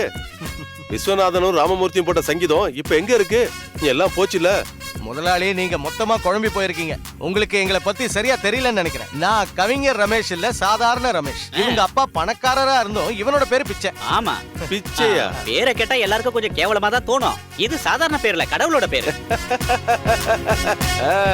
நாங்க எஸ்ஆர் மசாலா பவுடர் கம்பெனிக்காரங்க. ஓஹோ, எஸ்ஆர் மசாலா கேட்டிருக்கேன். நாங்க இப்ப பயன்படுத்துறது நாராயணா மசாலா தான். அத கொஞ்சம் மாத்தி எங்களோட இந்த அருமையான எஸ்ஆர் மசாலாவை பயன்படுத்தி பாருங்களேன். குவாண்டிட்டி கம்மி, குவாலிட்டி அதிகம். குழம்புல இருக்கிற மஞ்சள் கலர் மாதிரி சிகப்பு கலர் கிடைக்கும். இது என்னது, மசாலாவோட சாம்பிளா? இல்ல, உங்க கடையில இருந்து வாங்கின பிரேக்ஃபாஸ்ட் தான். சாப்பிட நேரம் கிடைக்கல, அதனால பார்சல் வாங்கிட்டு வந்துட்டோம். அடடா, அது இப்ப ஆறி போயிருக்குமே. சூடா சாப்பிட்டா தானே அது டேஸ்டா இருக்கும். வாங்க, உள்ள உட்கார்ந்து சாப்பிடலாம். அதெல்லாம் வேண்டாம் முதலாளி, நாங்க போகும்போது வண்டியில உட்கார்ந்து சாப்பிட்டுக்கிறோம். அது சரி, உங்க மசாலால என்ன மாயம் சேர்க்கறீங்க? ஐயோ, மாயம்லாம் எதுவுமே இல்ல. எங்களுது சுத்தமான மசாலா. அதனாலதான் உங்க வியாபாரம் இன்னும் முன்னுக்கு வரல. படம் பண்றது தப்பு இல்லையா முதலாளி? என்னையா குற்றம்? மாயம் இல்லனா இந்த காலத்துல மனுஷனே இல்ல. மாயம் சேர்க்காம வியாபாரம் பண்ணனு வையே, உருப்படவே முடியாதியா. ஐயோ முதலாளி, அது பாவம், தப்பு இல்லையா? ஒரு பாவம் இல்லையா. நாம கொடுத்த சாப்பாடை சாப்பிட்டுட்டு எவனும் உடனே சாகாம இருந்தா போதும். அப்போ உங்க ஹோட்டல்லயே கலப்படம் பண்றீங்களா? மாயம் சேர்க்காம எப்படியா வியாபாரம் பண்ண முடியும்? முட்டா பாயில. என் பேர் அது இல்ல முதலாளி, பிச்சை. ரெண்டு ஒண்ணுதாடா பிச்சை. உங்களை எனக்கு பிடிச்சு போனதாலையும் உங்க மேல அக்கறை இருக்கிறதாலையும் நான் இதை சொல்றேன். எல்லாம் ரகசியமா இருக்கணும். நான் வெஜிடேரியன்ல தான் லாபம் ரொம்ப அதிகம். கொஞ்சம் கூட வேஸ்ட் ஆகாது. இன்னைக்கு மட்டன் மீதியாச்சு, நாளைக்கு கட்லட் ஆக்கிடலாம். சாப்பிட்டான மாட்டுக்கறியை எடுத்து அதை ஆட்டுப்பாலோட சேர்த்து வேக வச்சா அது மட்டன் ஆயிரும். காக்கா கறியில நாட்டுக்கோழி முட்டைய உடைச்சு ஊத்தி வேக வச்சேன்னு வையி அது சிக்கன் ஆயிடும். கறியில மிச்சமாயிடுச்சுன்னா மசாலாவை கழுவிட்டு ஃப்ரிட்ஜ்ல வச்சு 4 நாள் கழிச்சு எடுத்தாலும் அது ஃப்ரெஷ்ஷா இருக்கும். இவ்வளவு நாள் பழசாயிட்டா டேஸ்ட்ல வித்தியாசம் தெரியாதா? அதுக்கு தானே அஜினோமோட்டோ சோடாமாவும் இருக்கு. ஐயோ முதலாளி, இதெல்லாம் சாப்பிட்டா குடல் புண்ணாயிடாதா? இதெல்லாம் சாப்பிடாம இருந்தாலும் கண்டிப்பா வியாதி வரும். பிராண்டிலையும் சிகரெட்லயும் இது உடல் நலத்துக்கு கெடுதல்னு விளம்பரம் கொடுத்து தானே எல்லாரையும் பயன்படுத்த வைக்கிறாங்க. டாக்டர்ஸுங்களுக்கும் ஹாஸ்பிட்டலுக்கும் அப்புறம் மருந்து கம்பெனிக்கும் வியாபாரம் நடக்க வேண்டாமா? அப்படின்னா நீங்க செஞ்சுக்கிட்டு இருக்கிறது ஒரு சமூக சேவை. அதுல என்ன சந்தேகம்? இதுக்கு மேல முதலாளியால என்ன செய்ய முடியும்? உங்களால முடிஞ்சதை நீங்க செய்றீங்க. இதெல்லாம் ஒரு வியாபார யுக்தி தானே. இதெல்லாம் இல்லாம எப்படி வியாபாரத்தை ரன் பண்ண முடியும்? அப்படின்னா இதுதான் உங்களோட வெற்றியின் ரகசியம். அப்ப இனிமே நாம டீலிங்ஸ பத்தி பேசலாம். என்ன சொல்றீங்க? ஆமா, சொல்லுங்க உங்க டேர்ம்ஸ் அண்ட் கண்டிஷனை. சீக்கிரமா சொல்லுங்க சார். மிஸ்டர் ராஜசேகர், ஐ அம் ஃபுட் இன்ஸ்பெக்டர் ரமேஷ். உங்க ஹோட்டல்ல இருந்து நாங்க கைப்பற்றின கெட்டுப்போன ஃபுட்டோட சாம்பிள் தான் இது. கலப்படம் பண்றது எப்படின்னு சொல்லி கொடுத்ததுக்கு ரொம்ப நன்றி. இதுக்கான தண்டனை என்ன தெரியுமா? இந்த விஷயத்தை நீங்க முன்னாடியே என்கிட்ட சொல்லிருக்கலாமே. எதுக்கு தேவையில்லாம இந்த நடிப்பெல்லாம்? என்ன வேணும்னு சொல்லுங்க. எவ்வளவு வேணும்? ராஜசேகர், நீங்க பணத்தை கொடுத்து பல ஆபீசர்ஸ விலைக்கு வாங்கியிருக்கலாம். ஆனா என்கிட்ட அது நடக்காது. ஓஹோ, அதுவும் உண்மைதான். இப்போ பல ஆபீசர்களுக்கு பணத்து மேல அக்கறையே இல்ல. எல்லாருக்கும் தேவை என்டர்டைன்மெண்ட் மட்டும்தான். புரியுது? அதுக்கும் வழி இருக்கு. மைதிலி, எதுக்கு முதலாளி உங்க பொண்டாட்டி கூப்பிடுறீங்க? பொண்டாட்டிலாம் இல்லையா? செல்லம், இந்த ஆபீசர் உள்ள கூட்டிட்டு போய் கொஞ்சம் விலாவரியா பேசிட்டு வா. அட, டைம் வேஸ்ட் பண்ணாம போங்க சார், போங்க. டேய், என்னடா நினைச்சிட்டு இருக்க? பொண்ணை காட்டி இந்த கேஸ்ல இருந்து ஈஸியா தப்பிச்சிடலாம் நினைச்சியா? சும்மா மிரட்டாதீங்க சார். இந்த மாதிரி ராஜசேகர் எவ்வளவோ பாத்துட்டான். போலீஸ்காரங்க நினைச்சே ஒண்ணும் பண்ண முடியல. அப்படி இருக்கும்போது வந்துட்டாரு ஃபுட் இன்ஸ்பெக்டர். ஒழுங்கா அங்க இருந்து போற வழிய பாரு. டேய் ராஸ்கல், நீ மத்த ஆபீசர்ஸ மிரட்டா மாதிரியே இந்த ரமேஷையும் மிரட்டலான்னு பாத்தியா? அடிக்கிற அடியில 32 பல்லும் வெளியே வந்து. சரவணா, பழனி, இவனை அடிச்சு கொள்ளுங்கடா.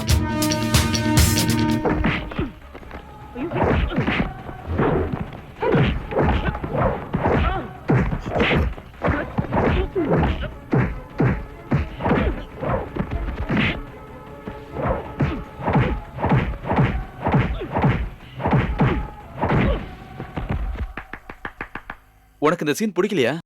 பிடிச்சிருக்கேன். அப்புறம் ஏன் கை தட்டல? நானும் கை தட்டணுமா? இப்படி கேட்டா என்ன சொல்றது?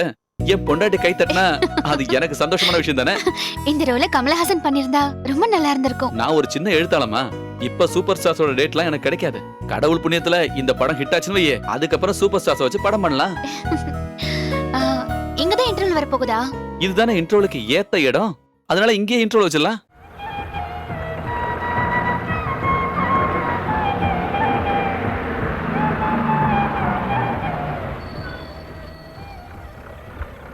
டீ குடிக்கிறவங்க எல்லாம் டீ குடிச்சிருங்க. 10 நிமிஷம் வண்டி நிற்கும். சிக்கன் குழம்பு ரொம்ப சூப்பரா இருந்துச்சு. நல்ல டேஸ்ட். எப்படி செஞ்சாங்கன்னு நான் கேட்டு வந்துருவா. நாளைக்கு காலையில ஊருக்கு போனோடனே ஏதாவது ஒரு ஹாஸ்பிட்டலுக்கு போயே ஆகணும். அதுக்கு உனக்கு வியாதி எதுவும் இல்லையா? எனக்கு இல்லடா, தின்றதே இப்ப உனக்கு ஒரு வியாதி மாதிரி ஆயிடுச்சு. அதை உடனே கண்ட்ரோல் பண்ணனா கண்டிப்பா பெரிய பிரச்சனை ஆயிடும். ஆமா, ஒரு நாளைக்கு 10 வேளை சாப்பிடுறது பெரிய வியாதி பாரு. திங்கிறதுக்கு வாங்கி கொடுத்துட்டு குத்தம் சொல்றல எனக்கு பிடிக்காது. நீ வண்டியில ஏறு. இவனுங்களாம் திங்க மாட்டாங்க. திங்கிறவங்கள பார்த்தா பொறாமப்படுவானுங்க. என்னண்ணா இப்படி அசந்து தூங்குறீங்க? கீழே போங்க, சிக்கனும் பரோட்டாவும் இருக்கு. Okay okay. சார், உங்களுக்கு சாப்பிடறதுக்கு ஏதாவது வாங்கணுமா? ஃபோன் பண்ணிட்டு இருந்ததுனால தான் டிஸ்டர்ப் பண்ண வேண்டாம்னு நினைச்சு நான் வரும்போதே சாப்பிட்டு தான் வந்தேன். Okay okay. உங்க ஸ்கிரிப்ட்ல இருக்கிற இன்டர்வல் பஞ்ச் பயங்கரமா இருந்துச்சு. Thank you sir. செகண்ட் ஹாஃப்ல என்ன பண்ணிருக்கீங்க? செகண்ட் ஹாஃபும் என் வாழ்க்கையும் ஒன்னா சேர்ந்து கடைசியில் ஒரு ட்விஸ்ட்ல வந்து நிக்குது சார். புரியலையே. கதையில இருக்கிற மாதிரியே என் வாழ்க்கையிலையும் பல ட்விஸ்டுகள் நடந்துச்சு. நான் கதை எழுதிட்டு இருக்கும்போது ஒரு சந்தோஷமான செய்தியோட ரஃபீக் எங்க வீட்டுக்கு வந்தான்.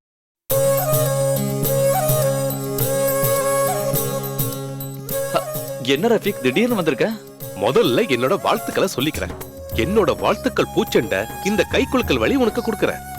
உன்னோட 4 கதையோட கதை சுருக்கத்தையும் நான் முகேஷ் சார் கிட்ட படிக்க கொடுத்தேன். அப்புறம் சார் 4த்தையும் ஓகேன்ட்டாரு. 4க்கும் டைலாக் எழுத சொல்லிட்டாரு. இவ்வளவு யதார்த்தமான கதைகளை படிச்சு ரொம்ப நாள் ஆச்சுன்னு அவர் சொன்னாரு. உனக்கு எதுவும் நம்பிக்கை இல்லாத மாதிரி தெரியுதே. அப்படிலாம் இல்ல. 4 கதைன்னு கேட்டப்போ அவங்க 2 பேரும் நடந்து வராங்க. நீங்க அவங்கள அப்படியே பார்த்துட்டே வரீங்க. Just a minute. Okay sir. Hello hello. ஆமா, முகேஷ் தான். யாரு?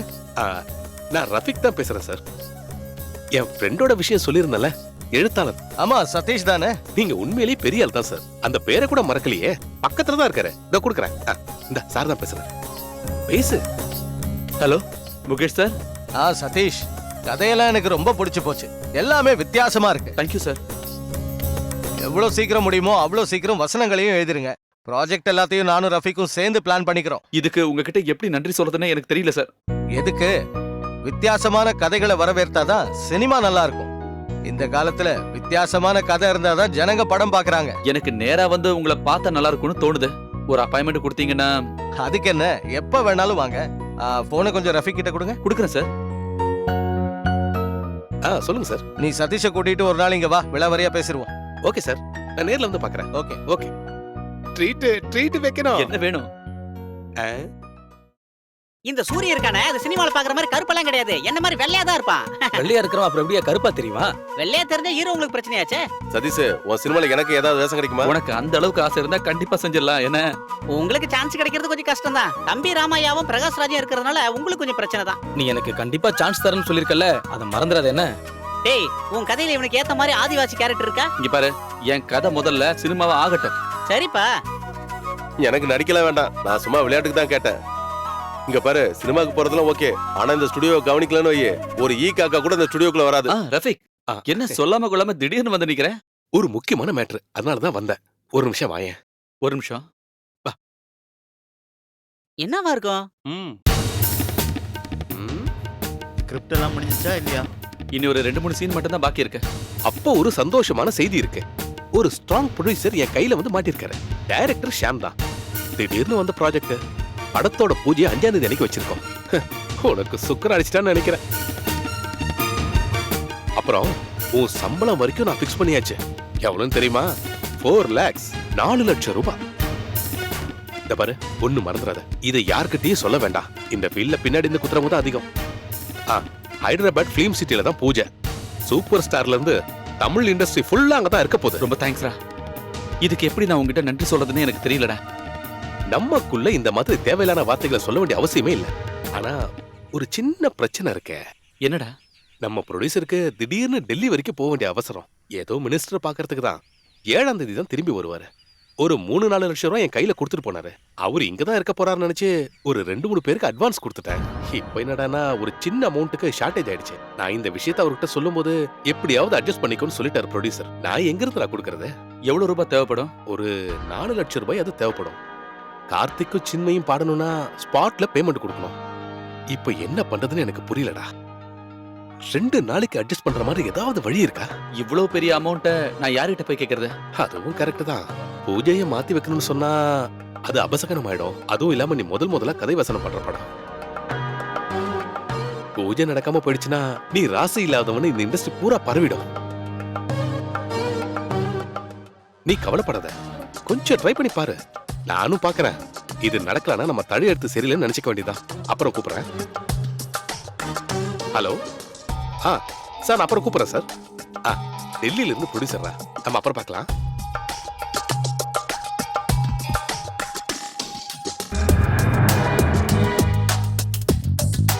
கடவுளே, 4 லட்சம் ரூபாய்க்கு நான் எங்க போறது?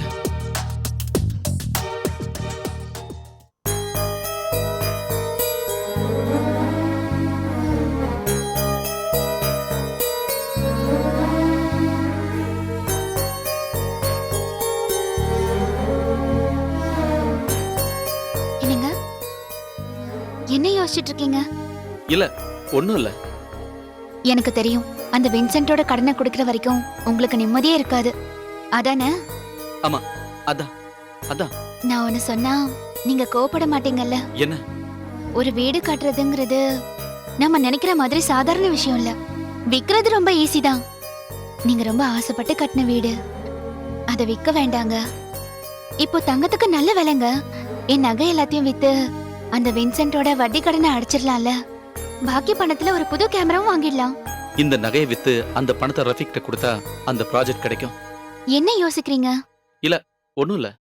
உன்னோட அப்பா கிட்ட கேட்காம இந்த நகையெல்லாம் வித்தா? அதெல்லாம் பரவாயில்லங்க, வீட்டோட கடனை முடிக்க தானே. அப்படியே கேட்டாலும் பேங்க் லாக்கர்ல வச்சிருக்கோன்னு சொல்லிடலாம். அப்புறம் ஸ்கிரிப்டுக்கு 4 லட்சம் ரூபாய் சம்பளம் தரேன்னு சொல்லிருக்காங்க. சாங் ரெக்கார்டிங்கும் பூஜையெல்லாம் ரொம்ப பிரம்மாண்டமா நடத்த போறாங்க. விஜயும் அஜித்தும் எல்லாம் வராங்களா? அம்மா மகமாயி எல்லாத்தையும் நல்லபடியா முடிச்சு கொடு. நகையை மொத்தமா வித்தாலும் ஒரு 3.5 லட்சம் ரூபாய்க்கு மேல கிடைக்காது. மீதி பணத்துக்கு எங்க போறது? அதையும் வின்சென்ட் கிட்டே கேட்போம்.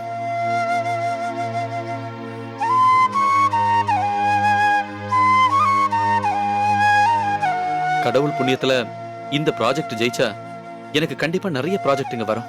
அப்போ உனக்கு இந்த மாதிரி நிறைய நகைங்க நான் கண்டிப்பா வாங்கி தருவேன். காசு தேவைப்படும் போது இந்த வின்சென்ட் வேணும், பணத்தை திருப்பி கேட்டா ஆளுங்களை கூட்டிட்டு வந்து மிரட்டுறானுங்க. ஆமா. தேவையில்லாம இப்ப அதெல்லாம் எதுக்கு பேசுறீங்க? அவனோட சுபாவம் தான் உங்களுக்கு தெரியும்ல. சரி, உன் வீட்டுக்கு இடத்துக்கும் சேர்த்து எவ்வளவு பணம் வேணும்? குறைஞ்சது ஒரு 10 லட்சமாவது கிடைக்கணுங்க. அதுவும் கரெக்ட். கிடைக்கும். அதிகமா போனா ஒரு 5 லட்சம் கிடைக்கும். 5 லட்சமா? டேய், அந்த பிரச்சனை வந்ததுக்கு அப்புறம் எதுக்கும் எந்த விலையும் இல்லடா.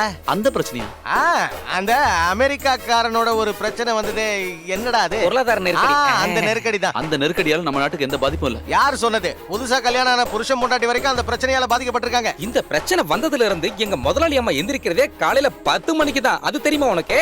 10:30 மணி. அது உங்க பொண்டாட்டி எழுந்துக்கிறதுக்கும் இந்த பிசினஸுக்கும் என்னங்க சம்மந்தம் இருக்கு? சரி, அதெல்லாம் விடு. நீ நினைக்கிற மாதிரி அந்த வீட்டுக்கு 10 லட்சம் எல்லாம் கிடைக்காது, 5 லட்சம் தான் கிடைக்கும். அவசரமா கேக்குறதுனால இந்த அளவுக்கு குறைக்காதீங்க. என் நிலைமையை கொஞ்சம் புரிஞ்சுக்குங்க. இதுக்கு மேல எதுவும் பேச வேண்டாம். 6 லட்சம் ரூபானா எனக்கு சம்மதம். நீ என்னடா சொல்ற? நம்ம சதீஷ் தானே முதலாளி. கொடுங்க பாவம். சரி, இது எல்லாத்துலயும் கையெழுத்து போடு. நான் கையெழுத்து போட்டு கொடுத்த டாக்குமெண்ட்ஸ் எல்லாம் இங்க தானே இருக்கு முதலாளி. அப்ப இப்ப தரப்போற இந்த பணத்துக்கு யார் வந்து கையெழுத்து போடுவா? செத்து போன உங்க அப்பனா வந்து கையெழுத்து போடுவான். முதல்ல வாங்கின முதலும் வட்டியுமா சேர்த்து 3 லட்சம், மொத்தத்துல 4 லட்சம் ரூபாய். வீட்டுக்கும் இடத்துக்கும் நாம சொன்ன 6 லட்சம் ரூபாயில பாக்கி 2 லட்சம் ரூபாய் என்னைக்கு ரெஜிஸ்ட்ரேஷன் நடக்குதோ அன்னைக்கு உங்ககிட்ட கொடுத்துருவேன். இந்த காட் பிளஸ்.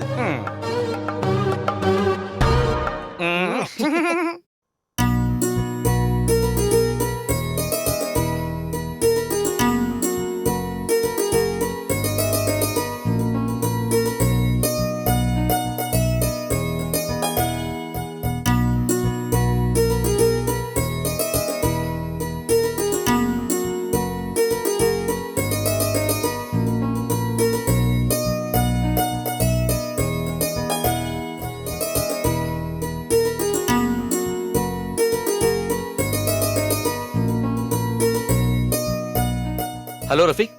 என்னடா, நான் சொன்ன விஷயம் நடக்குமா இல்லையா? ப்ரொடியூசர் கூப்பிட்டு இருந்தாரு, நான் மேனேஜ் பண்ணிக்கிறேன்னு சொல்லிட்டேன். நான் ஒருத்தர்கிட்ட பணத்தை கேட்டிருக்கேன். அவரோட பொண்ணோட கல்யாணத்துக்கு நகை வாங்குறதுக்காக வச்சிருக்க பணமா 7ஆம் தேதி திரும்ப கொடுத்துறேன்னு நான் சத்தியம் பண்ணிருக்கேன். ப்ரொடியூசர் வந்துட்டாருன்னா பேங்க் வரைக்கும் போனாலே போதும். வேணும்னா அந்த 4 லட்சம் ரூபாய்க்கு ஒரு சின்னதா இன்ட்ரெஸ்ட் வாங்கி கொடுத்துறேன். அவரு நாளைக்கு காலையில பணத்தை கொடுத்துறேன்னு சொல்லியிருக்காரு. கிடைச்சது நான் ஃபோன் பண்றேன். எங்க நான் வரணும்னு சொல்றியோ அந்த இடத்துக்கு நான் உடனே வந்துடுறேன். சரி சரி சரி, நாளைக்கு பார்க்கலாம். ஓகே.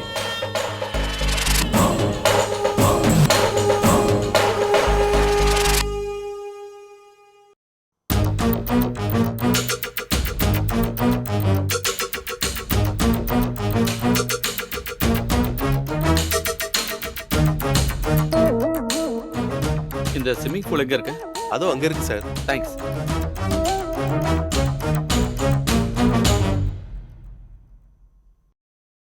ரஃபீக் வாடா. நீ வராம நான் ரொம்ப டென்ஷனாவே இருந்தேன். உட்காரு. இவ்வளவு நேரம் நான் ஃபிலிம் சிட்டில தான் இருந்தேன். நாளைக்கு பூஜை வேலை எல்லாம் நடக்குதுல்ல. ப்ரொடியூசர் என்கிட்ட என்ன சொன்னார் தெரியுமா? உனக்கு ஏசி ரூம் தான் கொடுக்கணுமா. ஏசி ரூம்ல படுக்கிறதால உனக்கு சைடு எஃபெக்ட்லாம் வராதுல்ல. ஏசி எல்லாம் வேண்டாண்டா. இன்னையில இருந்து நீ ஏசி ரூம்ல தான் தங்கணும். ஏசி ரூம்ல படுக்கலன்னா சினிமால உன்னை யாரும் மதிக்க மாட்டானுங்க.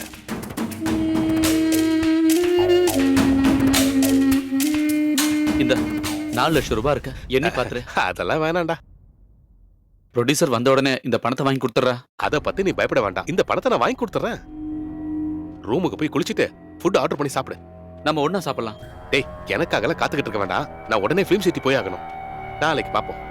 என்னோட ஸ்கிரிப்டை நீ கொஞ்சம் படிச்சு பாக்குறியா? நான் படிக்கிறதால எந்த பிரயோஜனமும் கிடையாது. டைரக்டரும் ப்ரொடியூசரும் தான் இதை படிக்கணும். ராத்திரி உனக்கு டைம் இருந்ததுன்னா இன்னும் கொஞ்சம் சீன்ஸ் எழுதிக்க. ஏசி ரூம்ல படுக்கும்போது ஐடியாஸ் நிறைய வரும்டா. இந்த பாரு, நாளை காலையில 9 மணிக்கு ரெடியா இரு. நாம 2 பேர் சேர்ந்து ஸ்டுடியோக்கு போலாம். வா.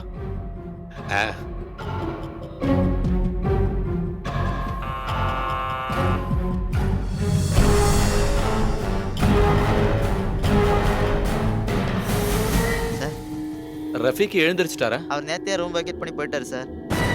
பிலிம் சிட்டிக்கா போனாரு? அது தெரியல சார்.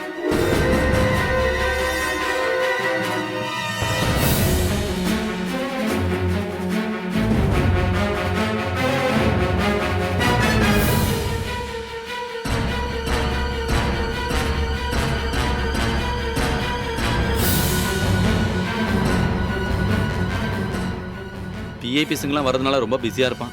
அதனால தான் ஃபோன் ஆஃப் பண்ணியிருப்பான். எதுக்கு நம்ம கிளம்புவோம்?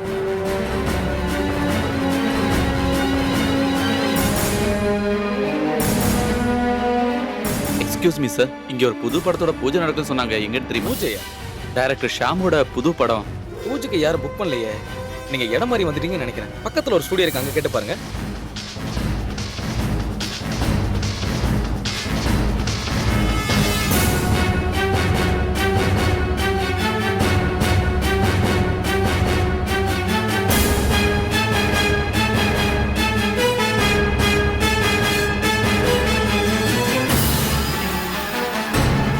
என்னமோ சதி நடந்திருக்கு. அந்த 4 லட்சம் ரூபாய் எடுத்துக்கிட்டு அவன் என்ன ஏமாத்திருப்பானா?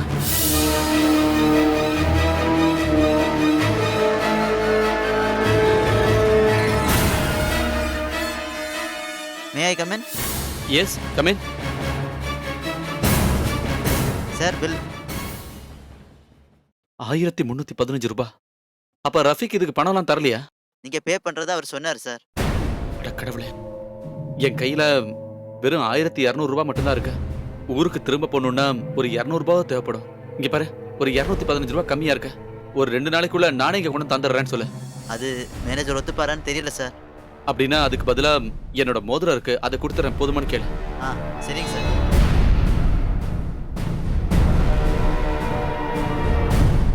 ஹலோ, என்னங்க, நான் தான்.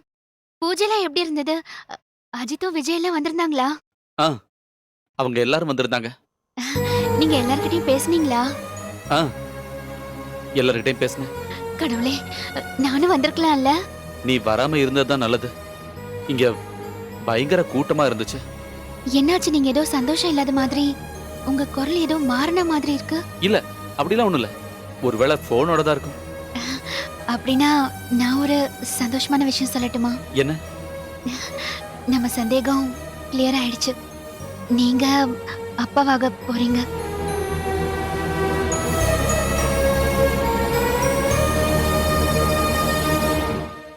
என்னங்க, எதுவும் பேச மாட்டீங்க? ஒண்ணும் இல்ல. இந்த சமயத்துல நான் உன் பக்கத்துல இல்லைங்கிற வருத்தம் தான் எனக்கு. நான் உடனே புறப்பட்டு வந்துடுறேன். சரிங்க, வச்சிடுறேன். சரி.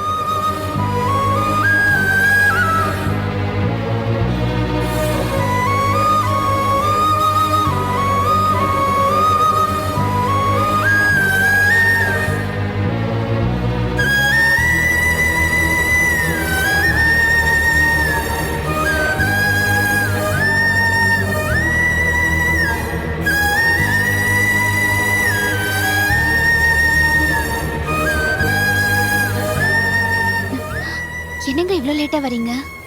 வர வழியில ட்ரெயின் ஒரு இடத்துல நிறுத்திட்டாங்க. ஏதோ குட்ஸ் ஆக்சிடென்ட் ஆயிடுச்சாமா. 2 மணி நேரத்துக்கு அப்புறம் தான் ட்ரெயின் எங்கேருந்து கிளம்பிச்சு. என்னங்க, சாப்பாடு எடுத்து வைக்கட்டுமா? வேண்டாம், நான் சாப்பிட்டேன். ரொம்ப டயர்டா இருக்கு. நான் கொஞ்சம் படுக்கிறேன். நீ ஏதாவது சாப்பிட்டியா? சாப்பிட்டேங்க. உங்களுக்காக வெயிட் பண்ணி பார்த்தேன். அப்புறம் பசிச்சுதான் சாப்பிட்டுட்டேன். இந்த நேரத்துல பசியோட இருக்க கூடாதா? நான் தான் இப்போ தனி ஆள் இல்லையே. என்ன, எதையாவது மறந்துட்டீங்களா? இல்ல, என்ன? நான் சந்தோஷமான செய்தி சொல்லியும் எனக்கு ஸ்வீட்ஸ் எதுவும் வாங்கிட்டு வரலையா? நான் வர வழியில வாங்கலாம்னு நினைச்சேன். ட்ரெயின் லேட் ஆயிடுச்சுல்ல, கடைங்கெல்லாம் மூடிட்டாங்க. நாளைக்கு காலைல வாங்கிடலாம். எனக்கு குடிக்க கொஞ்சம் தண்ணி எடுத்துட்டு வாயேன்.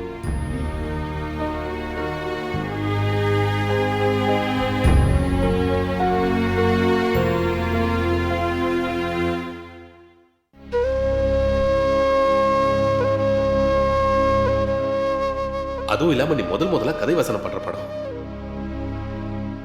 பூஜை நடக்காம போயிடுச்சுன்னா நீ ராசி இல்லாதவன்னு இந்த இண்டஸ்ட்ரி பூரா பரவிடும்.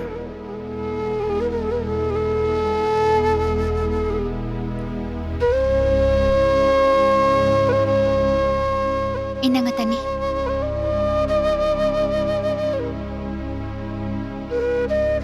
என்னாச்சு உங்களுக்கு? இல்ல, ஒண்ணும் இல்ல. ஒரு மாதிரியா இருக்கீங்களே. ரொம்ப டயர்டா இருக்கு. அந்த லைட் ஆஃப் பண்ணிட. ம்.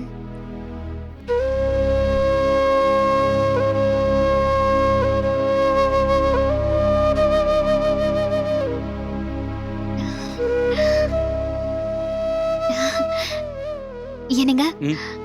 அஜித்தோடயும் விஜயோடயும் நீங்க போட்டோஸ் எல்லாம் எடுத்துக்கிட்டீங்களா? எடுத்துக்கிட்டேன். அந்த போட்டோவை நம்ம வீட்ல ஃப்ரேம் பண்ணி மாட்டி வைக்கணும். வைக்கலாம். என்னங்க அப்புறம் மத்த எந்த விஷயமா இருந்தாலும் நாளைக்கு காலையில பேசிக்கலாம். சரிங்க.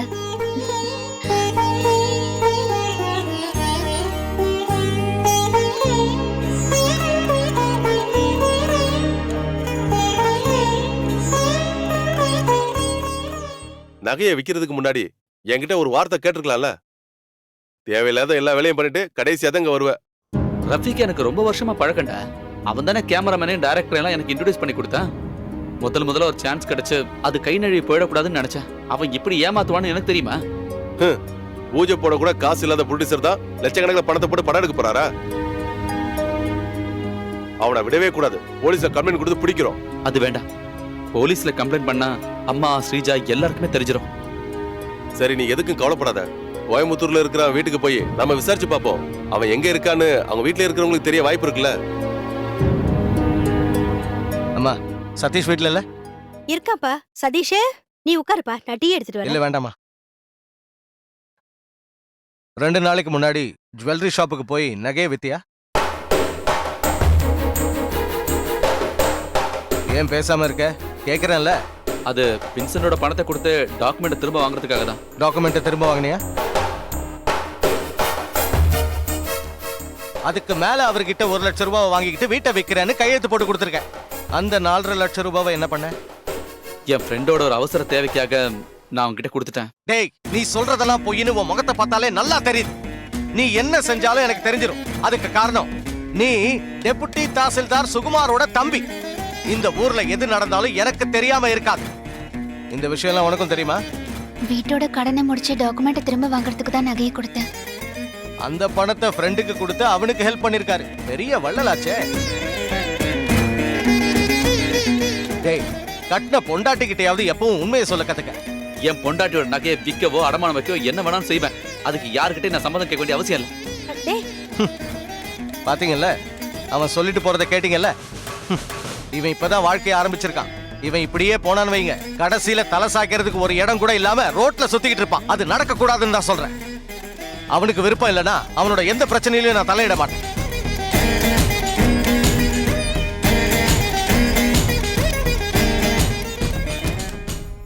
என்ன இங்க வந்து படுத்துட்டீங்க? நல்லது கெட்டது சொல்றதுக்கு உங்களுக்குன்னு ஒரு அண்ணன் இருக்காருல்ல, அதுவே ஒரு பெரிய அதிர்ஷ்டம் தான். இதுக்கு எதுக்கு வருத்தப்படுறீங்க? நண்பனுக்கு ஒரு ஆபத்து வரும்போது உதவி பண்றது எந்த தப்பும் இல்லைன்னு நான் சொல்லுவேன். ஆனா எனக்கு ஒரே ஒரு வருத்தம் தான். என்கிட்ட ஏன் நீங்க போய் சொன்னீங்க?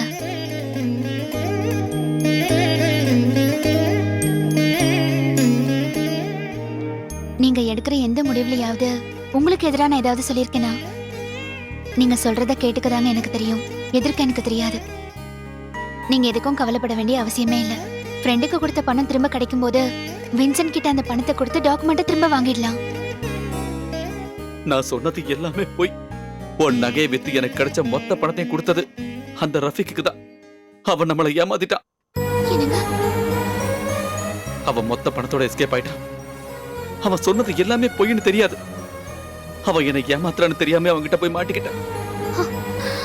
நம்ம வீடு நகை எல்லாமே போச்சு. உன் அப்பா அம்மாக்கு இந்த விஷயம் தெரிஞ்சா நான் அவங்க கிட்ட என்ன பதில் சொல்லுவேன்? நீங்க தேவையில்லாம இந்த மாதிரி வருத்தப்படாதீங்க. நான் தங்கியிருந்த ஹோட்டலோட பில்ல கொடுக்க முடியாம என் கையில இருந்த மோதிரத்தை அவங்க கிட்ட அடமானமா வச்சுட்டு தான் வந்தேன். நகையை திரும்ப நம்மளால வாங்க முடியுங்க. ஆனா குடும்பத்துல ரொம்ப தேவையானது பாசமும் அன்பும் சந்தோஷமும் தாங்க. அதெல்லாம் இல்லாம நகைங்கெல்லாம் உடம்புக்கு வெறும் பாரமா தாங்க இருக்கும். எனக்கு நகைங்களை விட அதிகமா தேவைப்படுறது உங்களோட பாசம் தாங்க.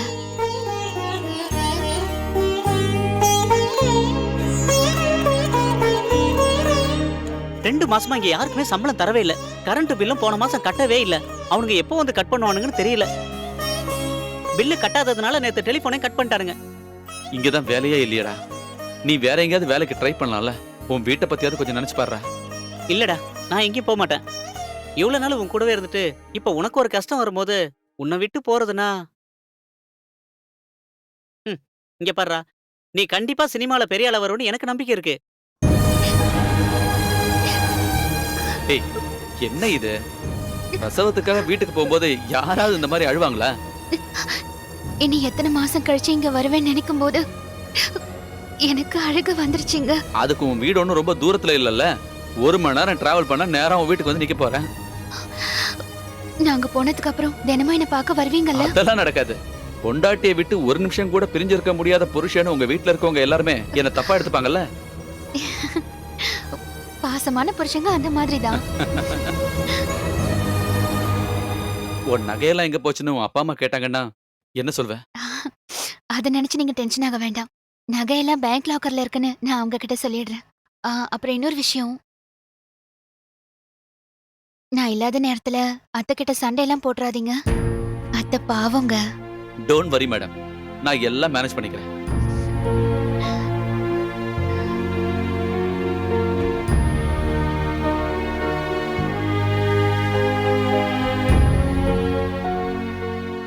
ஏமா, என்ன இது? ஏன் இன்னும் நீ ரெடி ஆகலையா? இன்னுமா இதெல்லாத்தையும் பண்ணிட்டு இருக்க? சீக்கிரமா வா. ராகு காலத்துக்கு முன்னாடி நம்ம இங்க இருந்து கிளம்பி ஆகணும். இதோ இப்போ வந்துடுறேன்ப்பா. அட, என்னம்மா நகையெல்லாம் போடாம இருக்க? இல்லம்மா, வீட்டுக்கு தானே வரேன். இதுவே போதுமா? என்னம்மா இப்படி பேசிட்டு இருக்க? பிரசவத்துக்கு வீட்டுக்கு போகும்போது நகையெல்லாம் போட்டுட்டு போறது ஊரோட வழக்கம். போய் சீக்கிரம் போட்டு வா. அது பரவாயில்லப்பா. இவ எப்பவுமே இப்படிதான். எங்க இருக்குன்னு சொல்லி நான் எடுத்துட்டு வரேன். நகைங்க எல்லாத்தையும் பேங்க் லாக்கர்ல வச்சாச்சு. இன்னைக்கு உன்னை வீட்டுக்கு கூட்டிட்டு போற விஷயம் உனக்கு தெரியும்ல? மாப்பிள்ளை எங்க? சீக்கிரமா போய் நகையெல்லாம் எடுத்துட்டு வர சொல்லு. மாப்பிள்ளை. அப்பா வேண்டாம்ப்பா. ஏன், என்னாச்சு? விஷயம் என்னன்னு சொல்லு. அது நகையெல்லாம் லாக்கர்ல வைக்கல. இங்க அவருக்கு அவசியமா தேவைப்பட்டதுனால நகை எல்லாத்தையும் அவர் விற்க வேண்டியதா ஆயிடுச்சு. வித்துட்டானா? கல்யாணம் முடிஞ்சு 1 வருஷம் கூட ஆகல, அதுக்குள்ள எல்லாத்தையும் வித்து தொலைச்சிட்டானா? அப்பா கொஞ்சம் மெதுவா பேசுறீங்களா? அவருக்கு கேட்டு போகுது. கேக்கட்டுமே. 3-4 லட்சத்துக்கு நகையை வாங்கி போட்டு அமிச்சது இங்க இருக்கிற பிரச்சனையை தீக்கிறதுக்காக இல்ல. இப்படி எல்லாம் செய்யறதுக்கு முன்னாடி அவரும் ஒரு வார்த்தை கேட்கல. நீயாவது எங்க கிட்ட ஒரு வார்த்தை சொல்லிருக்கலாம்ல.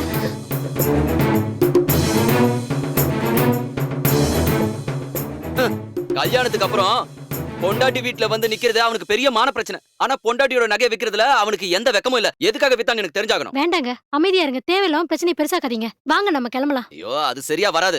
இவ சொன்ன மாதிரி தான் எல்லாம் நடந்துச்சான்னு எனக்கு தெரிஞ்சாகணும். என்னங்க சொன்னா? அப்பா வேண்டாம்ப்பா. இதுக்கு மேல முடிவு என்னவோ அதுதான் ஏன் முடிவும். ஓஹோ, இந்த மாதிரி எந்த லட்சியம் இல்லாம ஊர் சுத்திட்டு இருக்கிற இவன் கூட நீ ரொம்ப நாளைக்கு வாழ்ந்துடலான்னு கனவு மட்டும் கண்டுடாத. ஞாபகத்துல வச்சுக்க.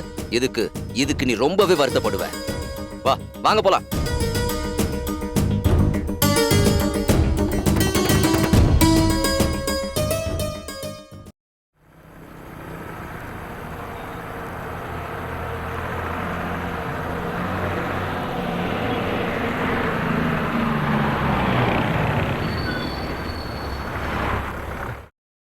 தூங்கிட்டீங்களா?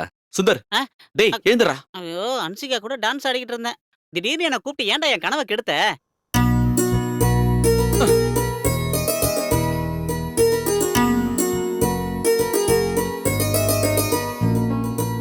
என் கார் வந்துடுச்சு, வாங்க.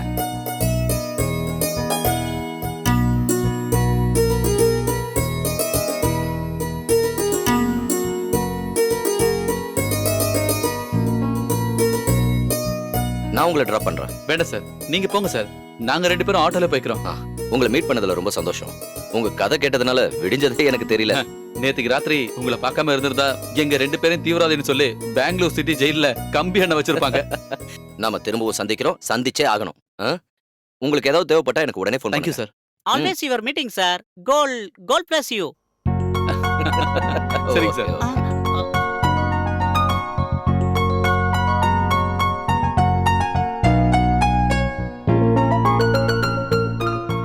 நில்லுப்பா.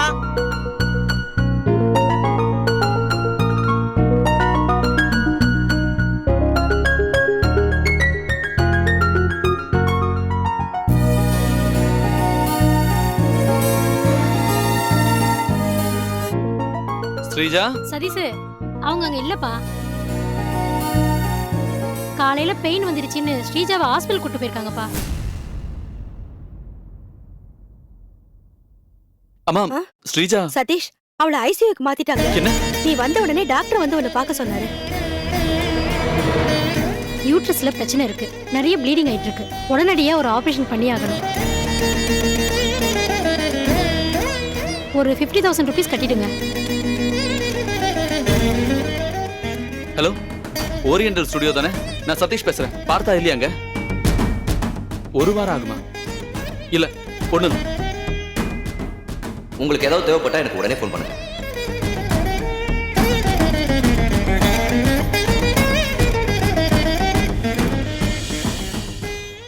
டேய் டேய் நில்றா நில்றா. டேய் டேய் என்ன ஏமாத்தி என் பணத்தை எடுத்து போலாம். டேய் விடு நில்றா நில்றா. என்ன விடு.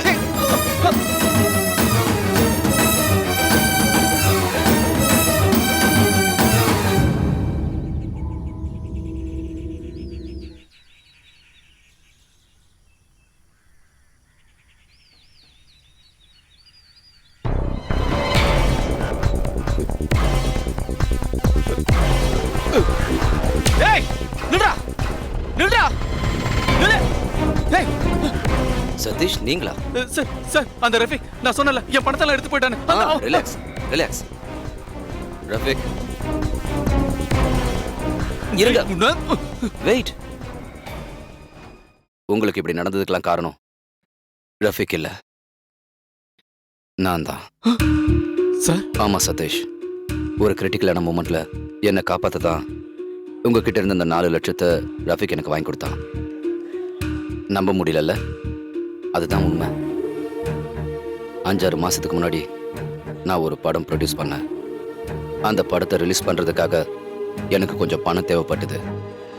அன்னைக்கு என்னை காப்பாத்துறதுக்காக தான் ரஃபிக் இந்த மாதிரி நாடகம் ஆட வேண்டியதா போயிடுச்சு. அந்த படத்தை அன்னைக்கு டேட்ல ரிலீஸ் பண்ண முடியாம போயிருந்தா எனக்கு லட்சக்கணக்கில் நஷ்டமாயிருக்கும். தற்கொலை பண்ணியிருந்திருக்க வேண்டிய என்ன காப்பாத்தி என்னை கூட்டிட்டு வந்தது இந்த ரஃபிக் தான். இதனால ஏகப்பட்ட பிரச்சனைகளை நீங்க சந்திச்சிருப்பீங்கன்னு எங்களுக்கு தெரியும். நேத்து பஸ்ல நீங்க நடந்ததெல்லாம் என்கிட்ட சொல்லும் போது அந்த கதையில வர வில்லன் நான் தான் தெரிஞ்சும் உங்ககிட்ட உண்மையை சொல்லாம இருந்தது இதுக்கு ஒரு பரிகாரம் பண்ணணும்னு மனசுல நினைச்சதுனால தான். ரஃபிக் சார், மனசுல கெட்ட எண்ணம் இல்லாதவன் தான் ரஃபிக். அவனை பத்தி நீங்க தப்பா நினைக்க வேண்டாம்.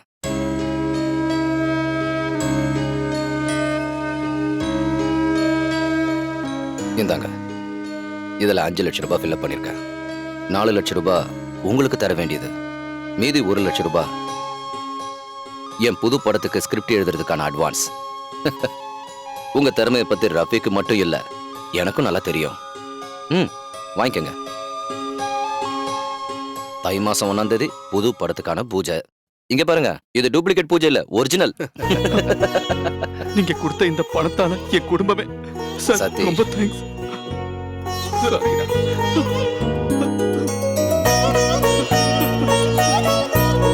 ரூம் நம்பர் 104ல இருக்க பேஷண்டோட ஆபரேஷனுக்கான பேமெண்ட் பணத்தை ஏற்கனவே கட்டிட்டாங்க சார். கட்டிட்டாங்களா?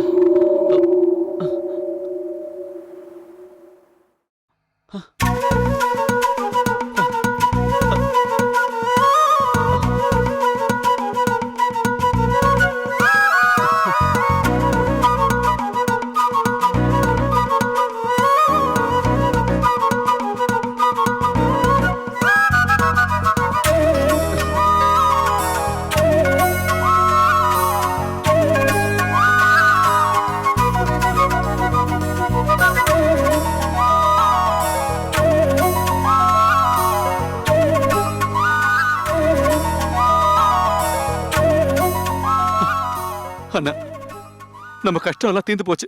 கையை விட்டு போன பணம் எல்லாம் திரும்ப கிடைச்சிருச்சு. அது மட்டும் இல்லாம முதல்ல பண்ண போற ஸ்கிரிப்டுக்கு அட்வான்ஸா 1 லட்சம் ரூபாய் கொடுத்துருக்காங்க.